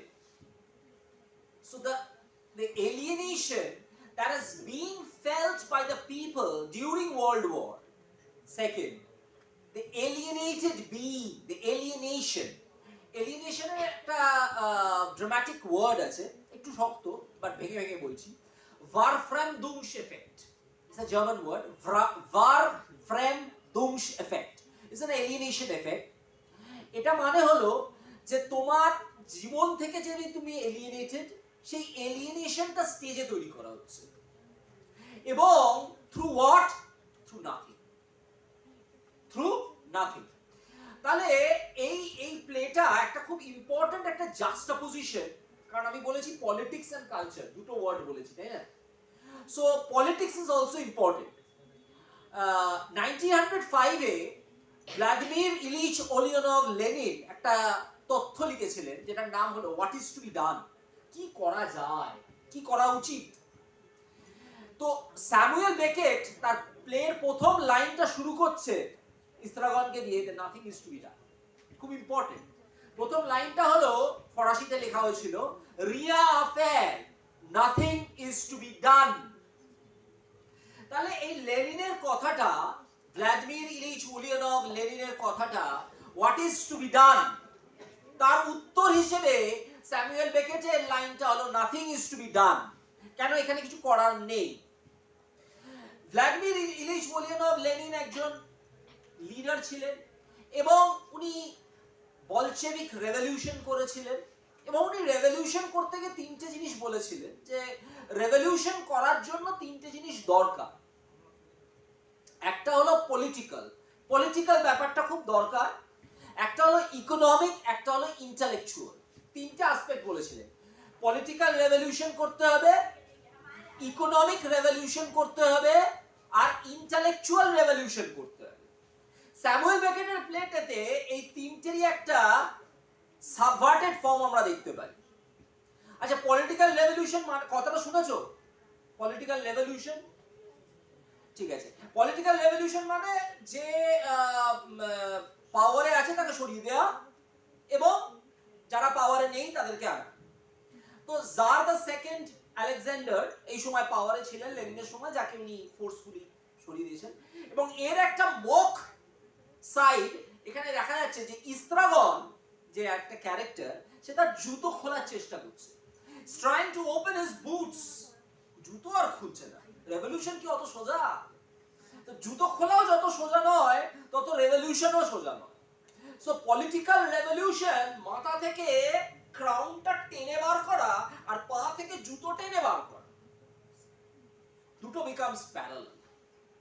তো যাকে আলটিমেটলি পা থেকে জুতো বেরোলো, বেরোনোর পরে ও বললো, দূর, জুতোটা বেরিয়ে কি হবে, আমার তো পড়তেই হবে। মানেটা কি? What is the meaning of it?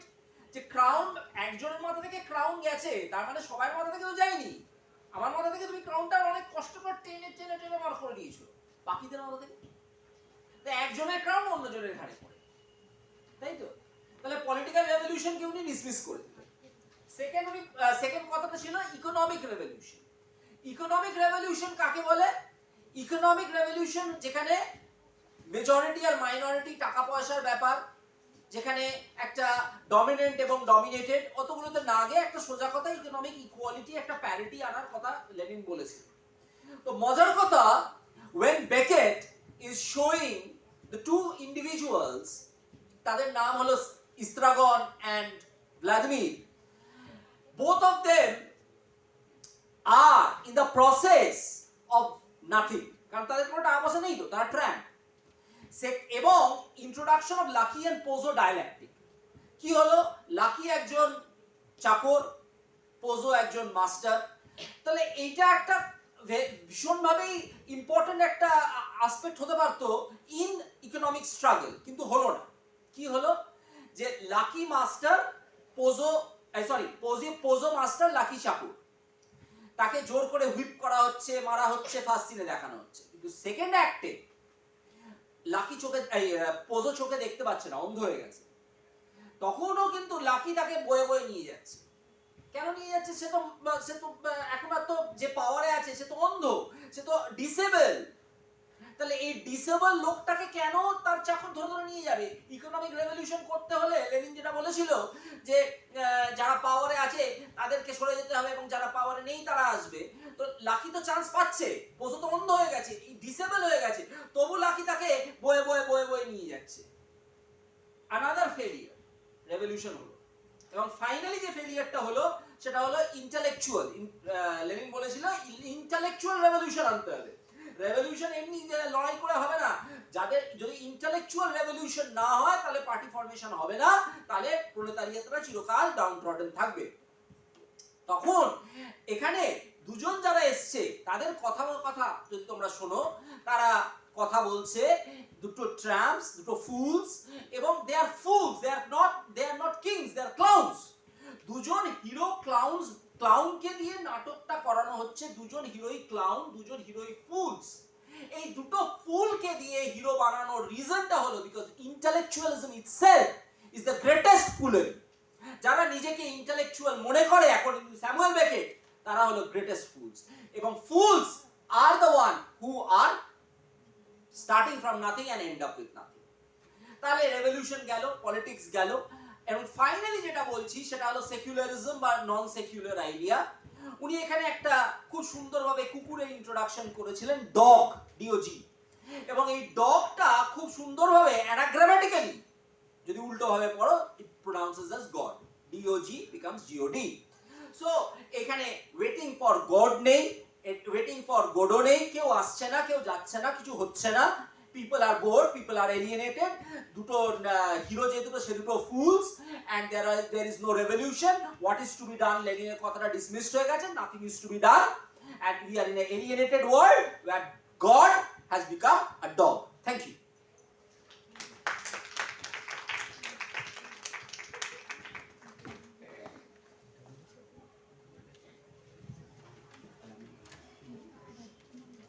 Thank you, Debojyoti, for your thought-provoking paper. This presentation has beautifully made us comprehend the intricate connections between cultural dynamics, political undertones in Samuel Beckett's iconic play.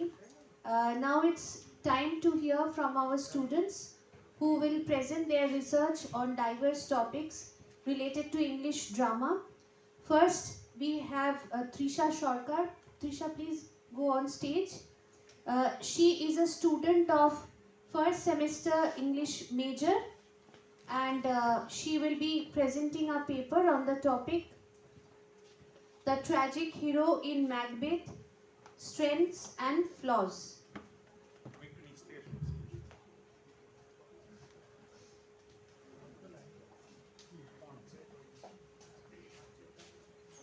Good morning. Good morning, everyone.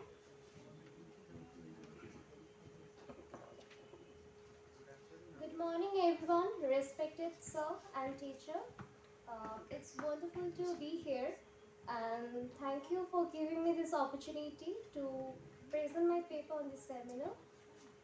The topic of my paper is the tragic hero in Macbeth, strengths and flaws. Now I'm going to talk a little about it. The objective of my paper is to explore the strengths and flaws of Macbeth, the protagonist of William Shakespeare and a quintessential tragic hero. Shakespeare draws on the classical framework of tragedy as defined by Aristotle in his Poetics, in which a noble character is undone by a fatal flaw, hamartia, to craft Macbeth's journey from a celebrated warrior to a tyrannical ruler. Macbeth is initially introduced as a courageous and skilled warrior. His performance on the battlefield earns him respect and recognition. The captain praises him as brave Macbeth, who carved out his passage through the enemy ranks. His martial strength solidifies his reputation as a loyal servant to King Duncan and a protector of Scotland. Macbeth's ambition, at first, appears to be a positive trait.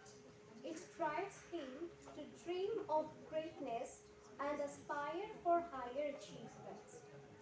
His initial hesitation before taking any immoral action suggests he is aware of moral boundaries, demonstrating a degree of self-awareness. Before his moral corruption, Macbeth is portrayed as a loyal subject and a husband. His letter to Lady Macbeth demonstrates trust and affection, and his initial hesitancy to harm Duncan reflects his sense of duty and gratitude.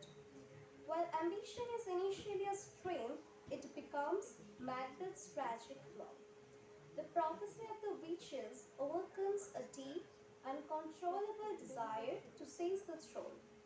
This ambition blinds him to the moral implications of his actions, leading him to murder Duncan, which begins his descent into tyranny. Macbeth's moral compass is fragile, making him easily influenced. Lady Macbeth manipulates him by questioning his masculinity, provoking him to commit murder despite his doubts. Similarly, the witch's cryptic prophecies exploit his ambition and fuel his growing paranoia. Once Macbeth secures the throne, his fear of losing power consumes him. This insecurity drives him to commit further atrocities, such as ordering the murder of Banga and Macduff's family. His inability to trust others isolates him, accelerating his downfall.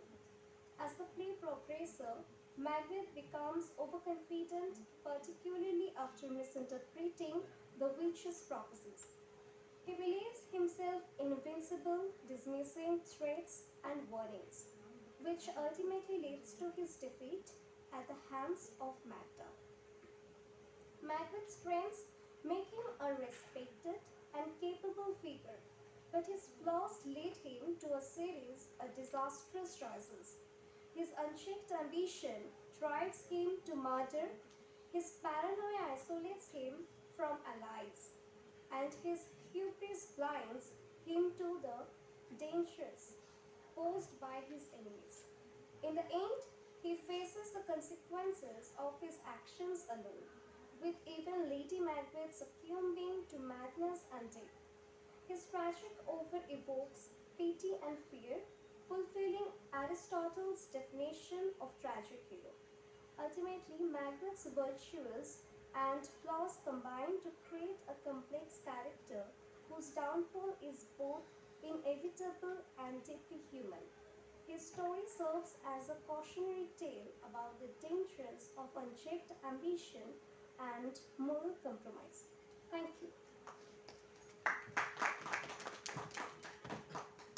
Uh, Thank you, Trisha. Our next presenter is Priyanka Shahu. She is a student of first semester English minor. The title of her topic is Shakespeare's Reflection of Elizabethan Society through his comedies. Please go on stage.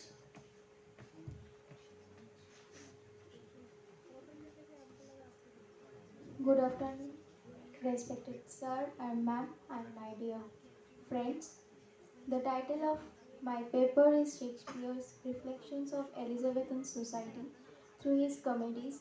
As the title suggests, my paper explores the social norms, class distinctions, and gender represented in the Elizabethan society as reflected through the comedies of Shakespeare.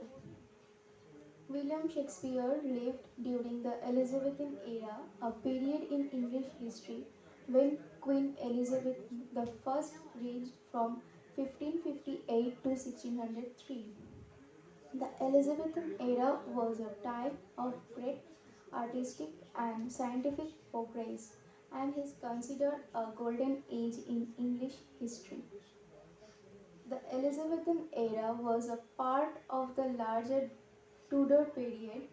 Elizabethan society was a highly structured social order in England during the reign of Queen Elizabeth I, and it was characterized by a strict hierarchy and the religious divided. The Elizabethan society, the social structure was believed to be ordered by God, with the monarch at the top. The wealthy and poor were divided, with the wealthy expected to help the poor. Children were considered the property of their parents and were expected to respect them, as shown in Shakespeare comedy. Arranged marriages were common in Elizabethan society. Women were expected to marry and be dependent on men.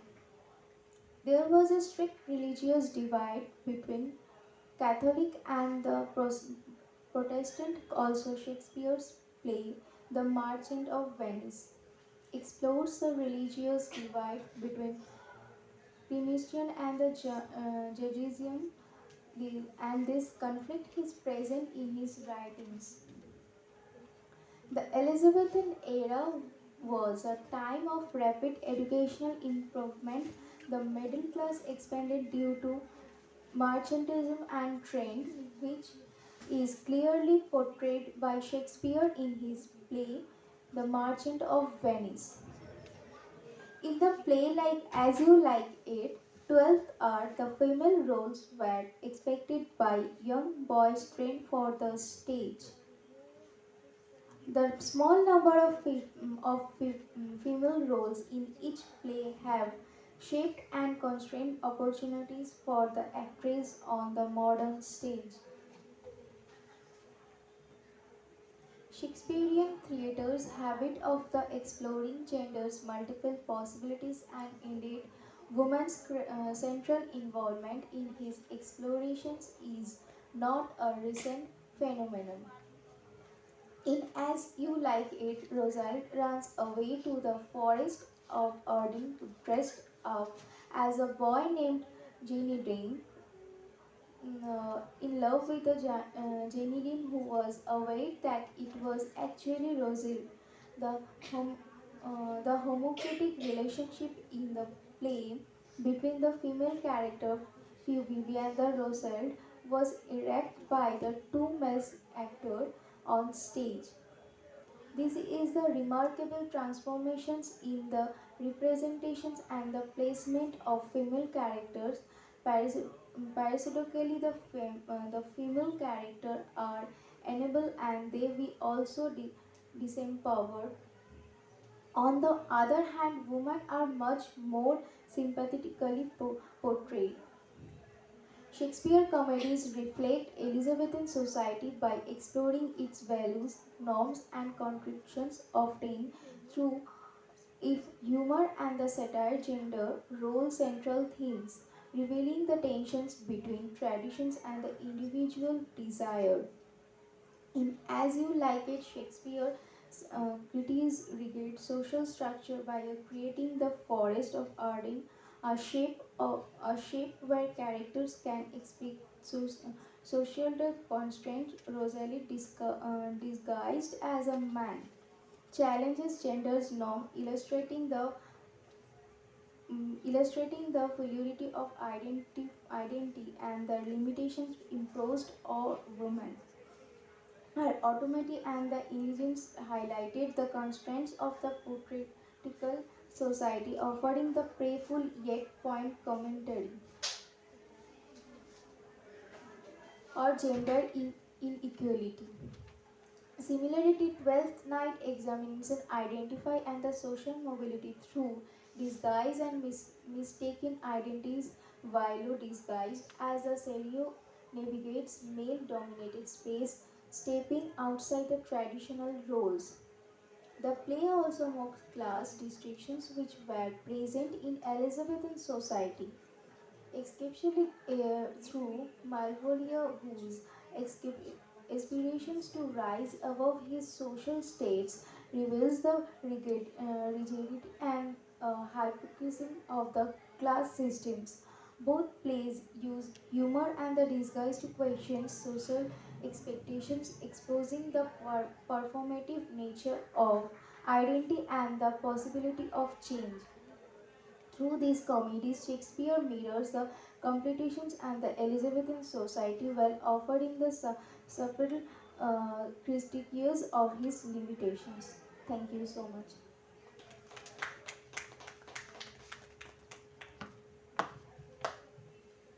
Thank you, Priyanka. Next presentation will be done by Orindam Mundul. He is the student of third semester English major. The topic of his paper is Themes of Law, Mercy and Revenge, in Shakespeare's The Merchant of Venice.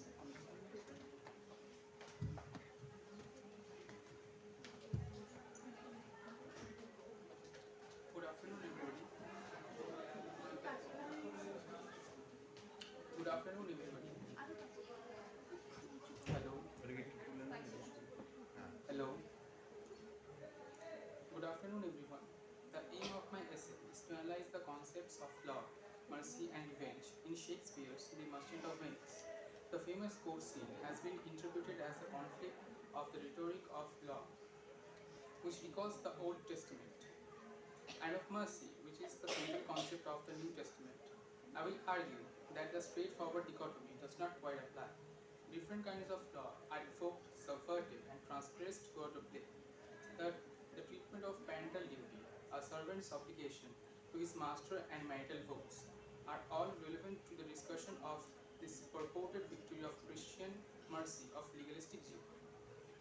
References to broken trust, unkept promises, as well as clever maneuvers within the existing laws in order to assist one's own will abound in the Merchant of Venice, while mercy, and rather dubiously at that, is evoked only within the agendas.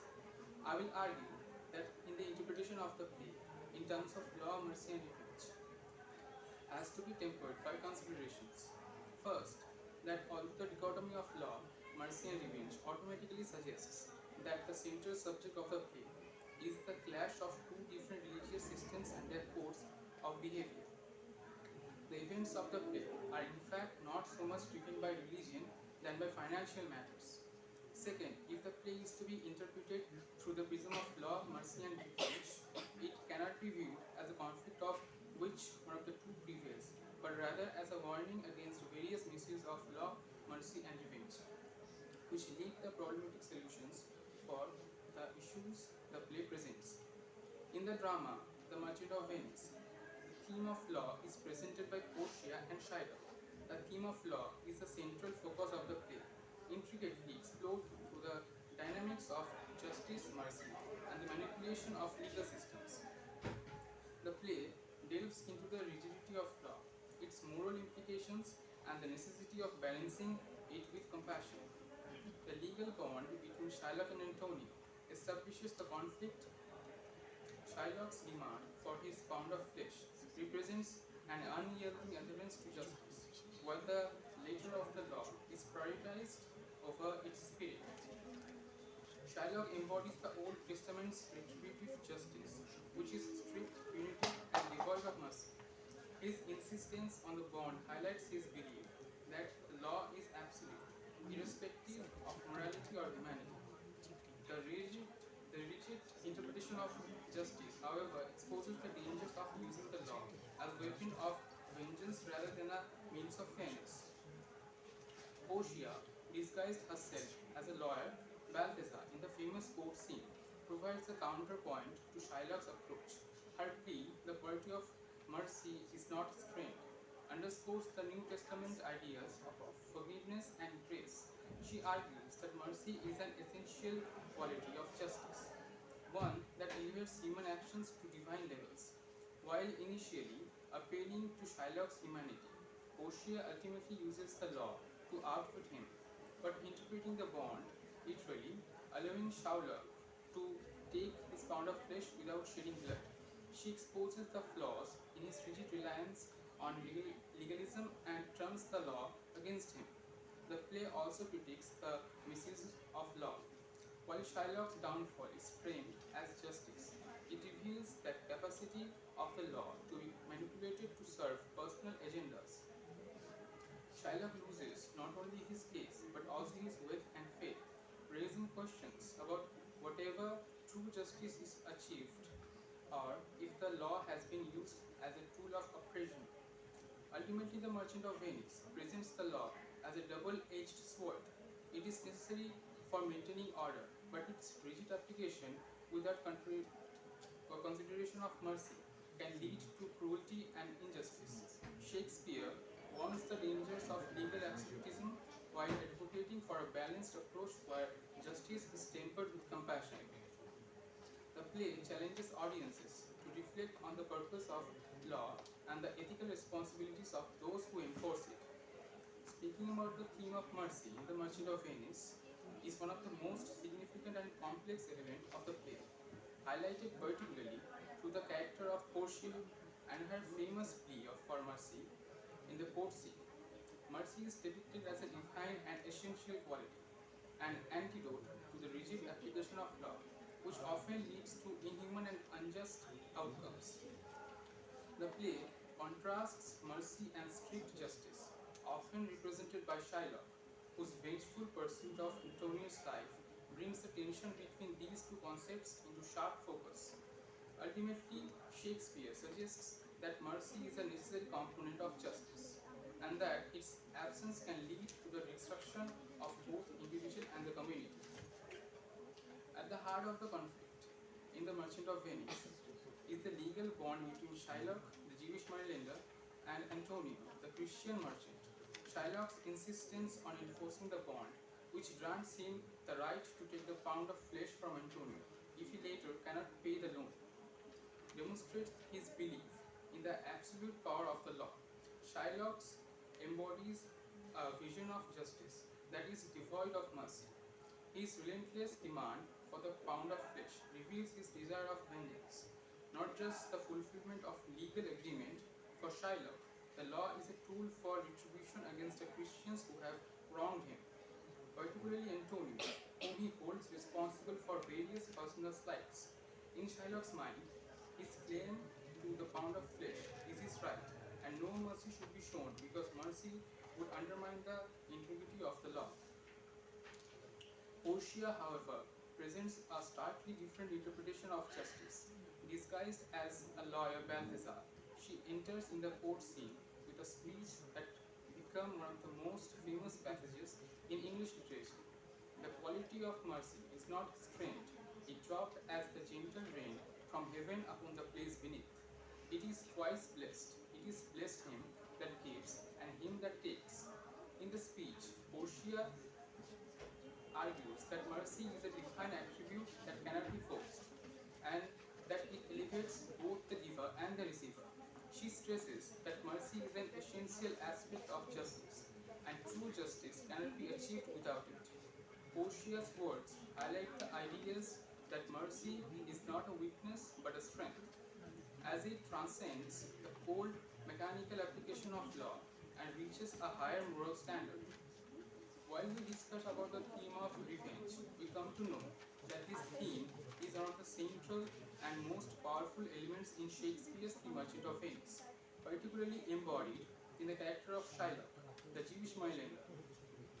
Shylock's desire for revenge against Antonio, a Christian merchant, drives much of the conflict in the play and serves as a commentary on the destructive consequences of vengeance. Through Shylock's pursuit of revenge, the eventual consequences, Shakespeare explores the moral and ethical complexities of revenge, presenting it as a force that consumes both the avenger and the victim. Shylock's pursuit of revenge is rooted in a contribution of personal and societal grievances. Antonio has publicly insulted and wronged Shylock, both financially and personally. Antonio has undermined Shylock's money-lending business by lending money without interest, mocked Shylock's Jewish faith, and spat on him in public. These acts of disrespect fuel Shylock's deep resentment about desire for revenge. In the famous courtroom scene, Shylock insists on claiming the pound of flesh that Antonio has agreed to forfeit if he cannot repay the loan. Shylock's insistence on this bond represents his single-minded pursuit of vengeance, while overrides any sense of mercy, humanity, or empathy. However, Shylock's pursuit of revenge ultimately leads to his own downfall. The Christian's characters, particularly Portia, is disguised as the lawyer Balthazar, manipulate the law to prevent Shylock from carrying out his plan. Portia's legal ingenuity forces Shylock to abide by the letter of the law, allowing him to take the pound of flesh but forbidding him from shedding any of Antonio's blood, which is impossible. In the end, Shylock's vengeful pursuit is thwarted, and he is forced to convert to Christianity and give up his all wealth. His vengeful nature, rather than bringing him justice, leads to his own downfall and humiliation to loss. In conclusion, we can say that Shakespeare in this play explores the intricate relationship between law, mercy, and revenge, ultimately presenting a complex moral dilemma. The play critiques that rigid application of the law through the character of Shylock, whose blind adherence to legal justice leads to his own downfall. In contrast, Portia's plea for mercy represents a higher moral standard, one that tempers the law with compassion and forgiveness. However, the play also raises questions about the nature of mercy, as Portia uses legal manipulation to achieve a morally just outcome, complicating the ideal of mercy as a purely divine force. Ultimately, the Merchant of Venice presents the law as a necessary but flawed system that must be tempered with mercy to achieve the true justice. Revenge, on the other hand, is depicted as a destructive force that consumes both the avenger and the giver. Shakespeare invites the audience to consider that the moral implication of the legal system, the role of mercy in justice, and the consequences of seeking revenge, all while challenging the audience to reflect on their own ethical responsibilities in the face of wrongdoing. The play's resolution, while offering a misuse of mercy, also demonstrates the complexities and contradiction inherent in the pursuit of justice, making it a timeless exploration of human nature and moral choices. Thank you.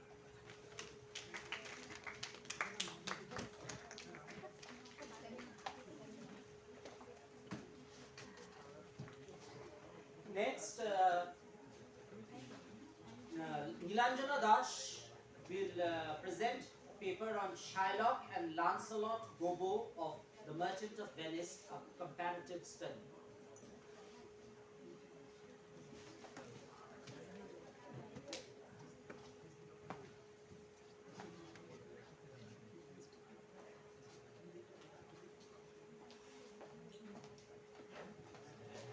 Good afternoon, respected teachers and all my fellow friends. I am Nilanjana Das from 3rd semester English major, and today I am going to represent my paper on on Shylock and Lancelot Gobbo of the Merchant of Venice, a comparative study. In the city of Venice, where commerce and culture thrive, a complex web of relationship and conflicts unfold in William Shakespeare's The Merchant of Venice, written around 1596 to 1598.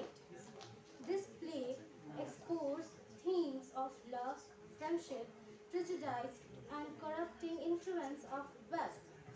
Against the vibrant backdrop in 16th century Venice, Shakespeare masterfully weaves together multiple storylines, creating a rich tapestry of characters, each with their own motivations and desires. While Lancelot is Shylock's servant and Jessica is Shylock's daughter, the main similarity between the characters' relationship is with Shylock is that they are both expected to be totally obedient to him. While Shylock is obviously has familiar affection for Jessica, he still treats her in the same master-like fashion that he uses with Lancelot. While one shares blood with Shylock and the other does not, there are more than a few similarities between the two relationships. Lancelot Gobbo is Shylock's Christian servant, badly fed and tired of Shylock's bad temper. He chooses to leave his service despite being on a good terms with Shylock's daughter, Jessica. When he learns Lancelot is going to work for Bassanio instead, Shylock tells his former servant that Bassanio is much harder on his employees. As a way of getting back at him for his desertion, overall, Shylock is bitter and unfeeling towards Lancelot, not treating him with a bare minimum of respect. Jessica's relationship with Shylock is little better. He doesn't appear to have some fondness for her, voicing concern when he asked her to lock up the house for the night. However, he also treats Jessica a bit like a servant, ordering her constantly and expecting nothing but total obedience from her. Jessica is a servant in all but name. Only, unlike Lancelot, it will cost her more to leave Shylock's household. Ultimately, she doesn't, and Shylock ultimately she does, and Shylock curses her as he cursed Lancelot when he later left his service.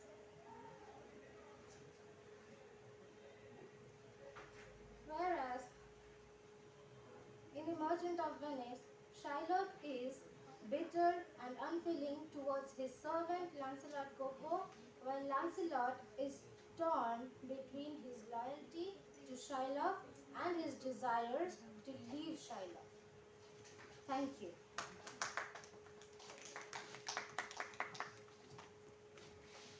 For the next speaker, I want to call upon stage Neha Bor, Aditya Kumar Dash, and Shahzad Malik.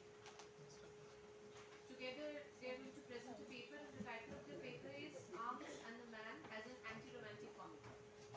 Three of you, please come on stage. Take it.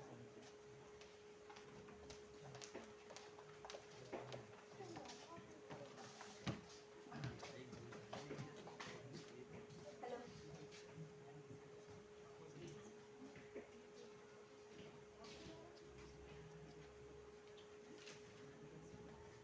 Good afternoon, everyone. My respected teachers and my friends, I would like to thank all of my teachers for giving this opportunity. Neha, I'm sorry for interrupting. Can you just speak a bit louder? Okay. This opportunity to present our papers in this seminar. Me and my friends will discuss the topic of George Bernard Shaw's Arms and the Man as an anti-romantic comedy. Shaw has aptly called Arms and the Man an anti-romantic comedy. In the play, he exposes the hollowness of the romantic ideas of love and war. The play is anti-romantic because in it, Shaw attacks the romantic idealization of life. And it is a comedy because in it, he exposes the hollowness of romantic love and the heroic ideals of war. However, the play's anti-romantic message is articulated in the framework of a romantic comedy. The mismatched lovers, alternative romances, parental oppositions, and the series of comic applications suggest the structure of romantic comedy. The title of the play is a generic signifier. However, Shaw's play destabilized this generic identity of the play. This paper attempts to show how Shaw accommodates his subversion of the romantic notions of war and love within the framework of a conventional romantic comedy. Arms and the Man seems to be Shaw's simplest, most accessible, least mystifying play, but the initial audience were completely confused by it. The actors themselves were baffled by the audience's response as Yarker Stephens, who played Blanche in the first production, makes clear in his account of opening night, 21st April 1894. Every evening was a still more puzzling ordeal. The play created a certain sensation, there is no doubt about that. But the great outer public simply could not understand what it was driving at. In a letter to Henry Arthur Jones, dated 2 December 1894, Shaw explains his view of why the audience totally missed the point of Arms and the Man. When I present a drama of pure feeling, which expressed the effect when read by me to a picked audiences of people in a room is excellent. But in a theatre, the mass of the play, too stupid to release the wit, simply cannot see any drama or fun there at all, whilst the clever people feel the discrepancy between the real and theatrical feeling. Metric Mays traces that Arms and the Man was subtitled a romantic comedy on its first program and an anti-romantic comedy in subsequent publications, evidently because original audiences had tended to enjoy the fun and miss the serious concern. The play was particularly concerned with love and heroism. It was a comedy whose point of departure was not romantic comedy, but romantic drama and particularly military melodrama. Shaw's subtitle of the play, an anti-romantic comedy in three acts, therefore indicates the serious concern. The key issue seems to be one of seriousness. Shaw saw it as a serious play, but thought his audiences misconstrued it and saw it as a satire on seriousness. Shaw has aptly called Arms and the Man an anti-romantic comedy in which he exposed the hollowness of the romantic ideas of love and war. The play is anti-romantic because in it Shaw has attacked the romantic idealization of life, and it is a comedy because in it he has exposed the ridicule, the hollowness of romantic love, and the heroic ideals of war. By romanticism, Shaw means all that is not based on fact and reality, all same and false. Conversations are romantic for they are not based on facts. Their futility and absurd nature can be easily confirmed. Shaw laughs, but his laughter has a serious intention. He is both witty and thought provoking. Although the subtitle indicates anti romantic in presenting the subversion of the romantic notions of love and love, Shaw deliberately used the framework of a romantic comedy. The play is anti-romantic and Shaw succeeded fully in exposing the romantic ideas of life, especially the romantic attitude towards love and war. In fact, there is enough romance. The play opens on a note of romance. Night Lady Wait Chamber in Bulgaria, though an open window with a little balcony, a peak of the balcons, wonderfully white and beautifully in the sterile snow, seems quite close at hand though it is really miles away. Shaw's heroine Dinah, a romantic girl, lives in the world of Byron and Pushkin. She is depicted as role-playing, a common trait in Shakespearean romantic comedy and eventually becomes an important factor for the development of her character. When Raina speaks to Sergeant of the higher love, she confirms Shaw's defiance of the warmly woman in the quintessence of Ibsenism.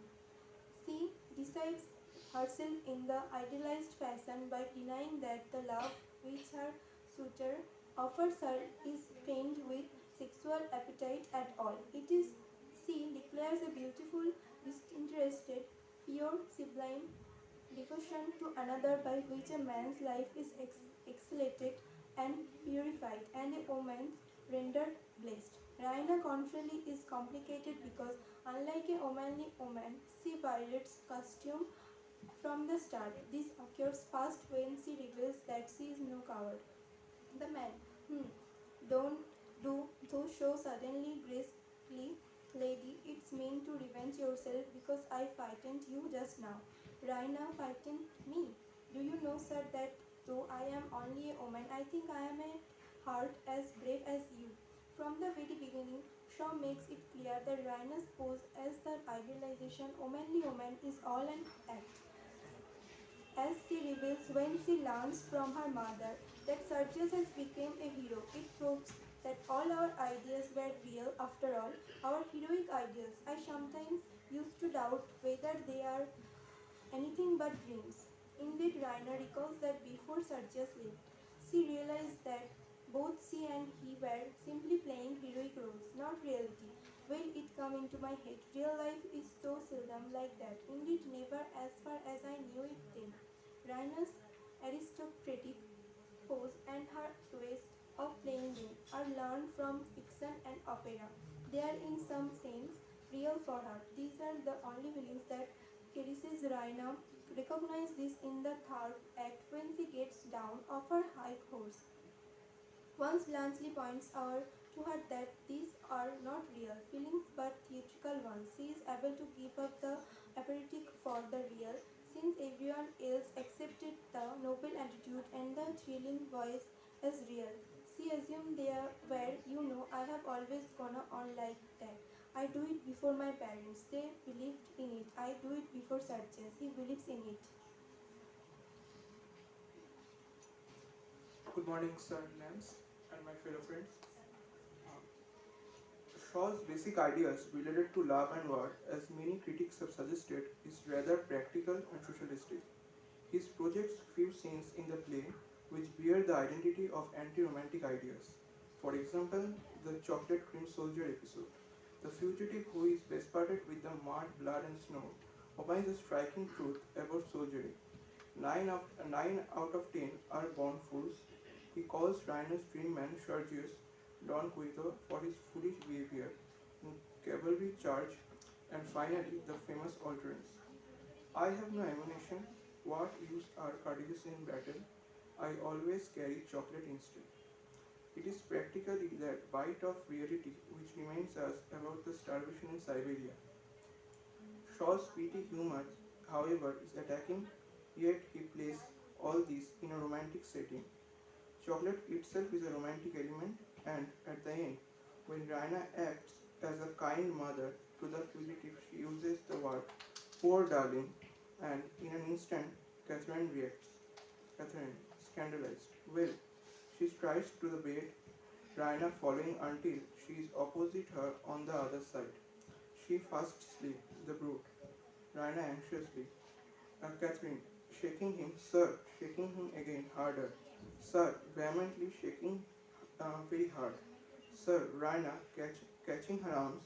Don't, Mama, the poor darling is warm out. Let him sleep. Catherine letting him go and turning amazed to Raina. The poor darling Raina. She looks at her daughter. Raina's romantic feelings are coming out through her actions. J. Scotley analyzes that Raina in the first act of the play is not at all romantically posing. Rather, she tries to enjoy the romance of life. She wants to save Bluntsley. The incredible notion of hospitality allows Raina's disposition to act in concert with her kindness. Raina yearns to act my life's romance. Raina, calm away from the window. She takes him firmly back to the middle of the room. The moment she releases him, he turns mechanically towards the window again. She sees him and turns him back, explaining, please. He became motionless like a hypnotized rabbit, his fatigue gaining fast on him. She releases him and addresses him patronizingly. Now listen, you must trust your hospitality. You do not yet know in whose house you are. I am Petkov.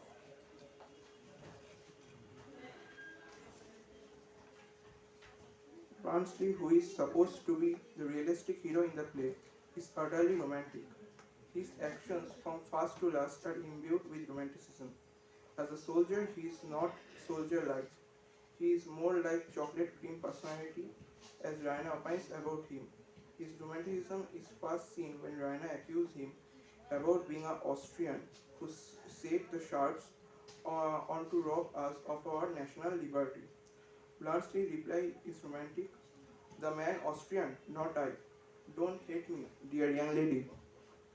I am a Swiss, fighting merely as a professional soldier. I joined the Sharks because they come fast on the road from Switzerland. He is Raina's chocolate cream soldier in the second act when Blanchard comes back at Petkoff's house for returning the coat. Raina sees him and at once she without resisting herself utters, oh, the chocolate cream soldier, and immediately manages that with her fabrication of ice pudding.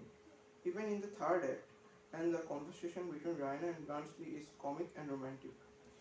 The final account of Blanchard we get when we assert himself as a romantic man, and Raina terms him as a romantic idiot.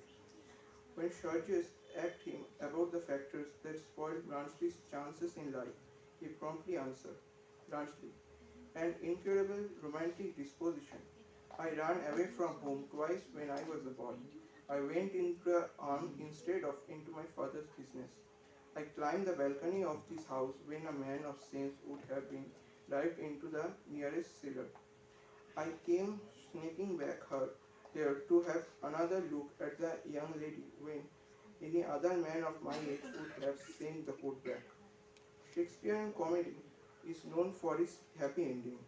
The relationship between Raina and Blanchard ends exactly with the cinematic effect. The relationship development a woman of 17, a schoolgirl of 17 and a woman of 23. Blanche settles his mind to marry Raina, what she has already determined. In the last scene, Blanche holds her and asks whom she will keep her heart, and she replies the truth. Blanche. He catches her by the shoulders and turns her face to face with him.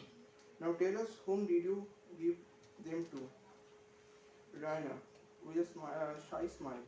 To my chocolate cream soldier.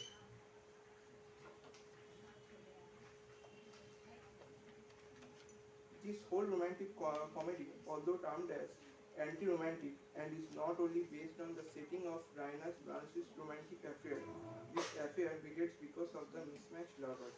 Sergius Raina and Nicola Locas. Sergius, from the beginning of the play, is shown as Raina's hero, and his relationship with Raina is shown as a pseudo-romantic until Blanche appears in the scene. Sergius is worshipped and his figure is charming and therefore romantic as well. Shaw apparently tries to point out the comic effect to Leaf and War by placing him in contrast to Blanche. However, Sergius to see the steamy side of life and according to him, soldiering is the coward act of attacking mercilessly when you are strong. Instead of that, he is Raina's tyranny.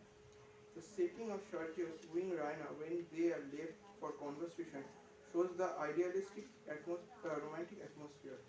Raina, how I have invited you, Sergius.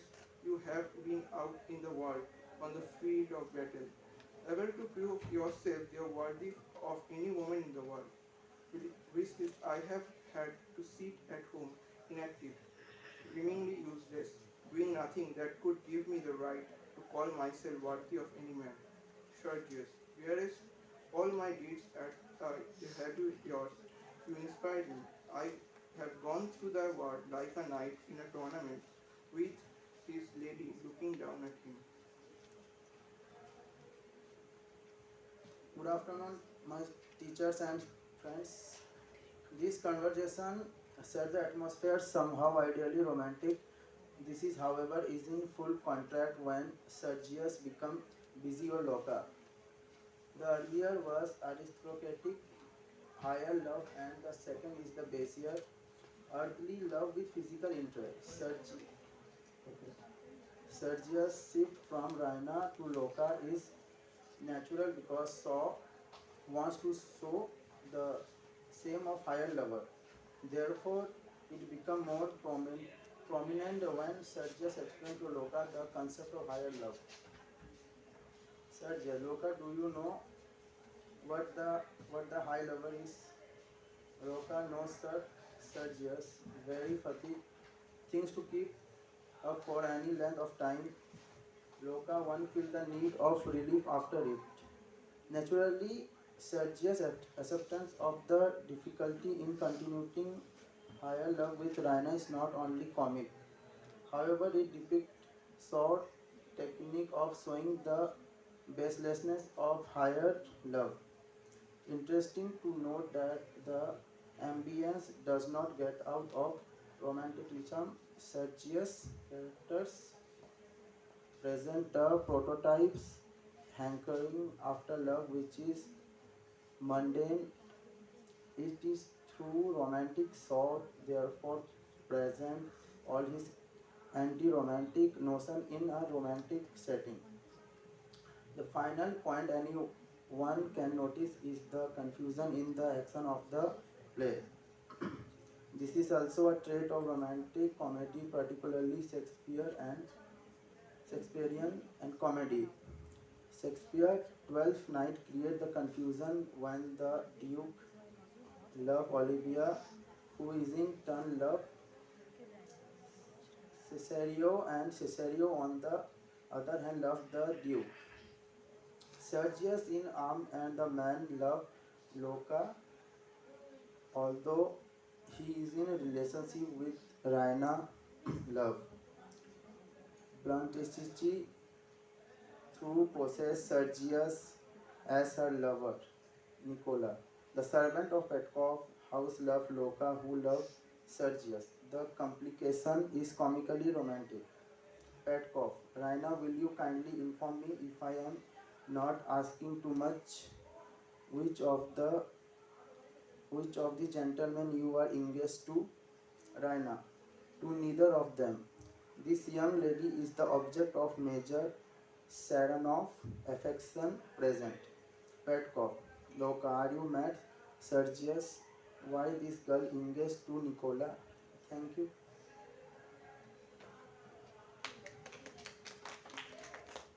Thank you, Neha, Aditya, and Shahadat. We appreciate your honest attempt of understanding Shaw's Arms and the Man as an anti-romantic comedy, but at the same time, we expect you to be more energetic and a little bit more prepared for your paper presentation. But it was a nice attempt. Thank you. Thank you. The last paper for this seminar is going to be presented by Kritikana Mondol and Isharan Mullik. The title of their paper is James Singh's Riders to the Sea as a Modern Tragedy. I would like to invite Kritikana and Isharan on the stage to present their paper.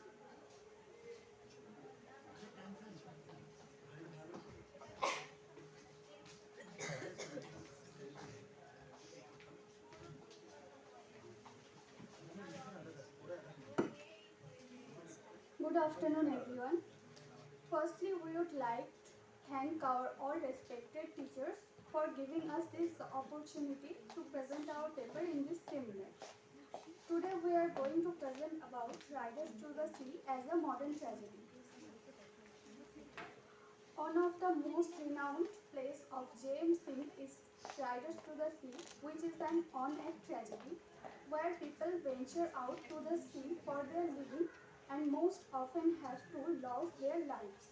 At the time of the composition, the dramatist depicted the sorrowful condition of the people of Aran Island, which was situated on the west coast of Ireland. Riders to the Sea is no doubt a tragedy of the people, the Aran Islanders, who have the sea only as the source of their living. It is the sea which molds their lives by the fishing trade. Therefore, the sea is both a giver of life as well as the taker of life. With deep sorrow, Singh wrote this play, which was first performed in 1904 and exposes multiple themes like a grief fate, harsh surrounding, remote life, rugged environment, and a continuous struggle between man and the sea for survival. The play unfolds the tragic story of one such family staying in the Aran Island, the family of bereaved mother Moria. Through Riders to the Sea, the dramatist is trying to reflect the sorrows of and woes of many families, including the family of Moria. The play also makes us realize that men are quite helpless before the forces of nature, the uncontrollable nature of the sea. Riders to the Sea is an on-act play where Moria is the passive sufferer as she has lost her husband and her sons to maintain the existence of the family.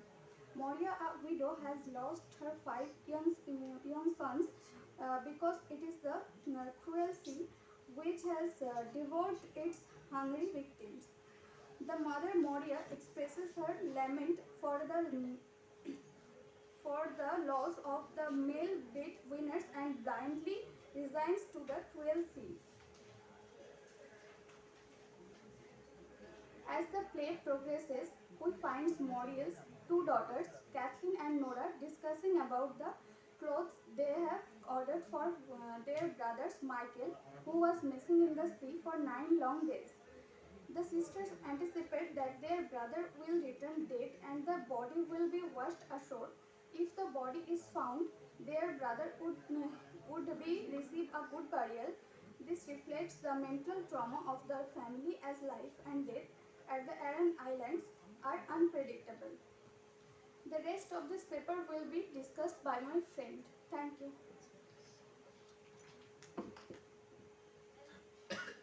Now I will discuss the rest of the portion. With the loss of Michael's body of Barsley, uh, All the members of Moria's family are dead except Moria and her two daughters, Catherine and Nora. Moria's grief reaches its peak when she understands that all her sons are now gone. She also identifies the clothing found Michael's body. The women of the village gather to mourn with Moria's forming and chorus of lamentation that echoes throughout the play. They are all gone now, and there isn't anything more the sea can do to be up crying and praying when the wind breaks from the south and you can hear the shaft in the east and the shaft is in the west, making a great stir with two noises, and they are hitting one another. The play also portrays the inevitability of the fate and the cyclic nature of the life and death. Despite so much prayers, the women of the family are powerless against the forces of nature that controls our lives. Rider to the Sea is also laden with symbolism that enhances the play's tragic appeal and the pain of the errant islanders who have nothing to do but to accept that when it comes to them. There are symbolism in the words like clothing, the sea, the cottage where the play begins. The clothing symbolizes the least hope for Michael's return from the sea. The clothing also refers the hint that the day Michael would be found on the seashore without life, then he would get a good burial. The sea also symbolizes the harsh forces of nature as the sea is a source of life. The play starts with a spinning wheel represent the isolated existence of the Aran Islanders who are depends on the sea for sustaining the family members. Seeing also through the characters of Moria, so the struggle highlights the universal theme of loss, resilience, and their human spirit of endurance during the moments of crisis. Thus, Rider to the Sea is one play where the one act structure exposes how a family is run for the sake of living amidst the hostile forces of nature, the uncontrollable sea. Thank you.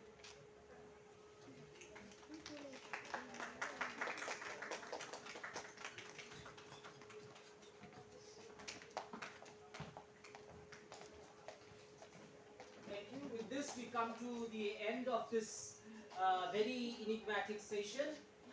We had a long discussions, and thanks to everybody that we have come to this point.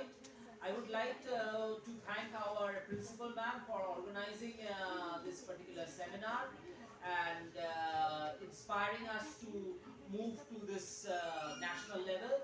I would like to thank Samipendra for taking his very precious time to come and gratify this small college of ours with such enigmatic, interactive, and very playful, I would like to say, interactions. And I would like to thank the head of my department, Shantina Dotto. I would like to thank Pritha Chatterjee and Amnesha Sengupta for making this very consummate success. And overall, I'd like to thank all my students for coming, attending, and listening very peacefully.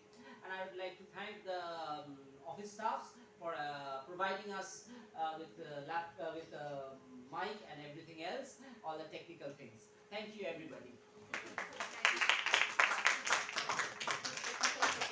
And obviously, I'd like to thank Basudha for the very critical support of providing the laptop. Otherwise, they wouldn't have worked.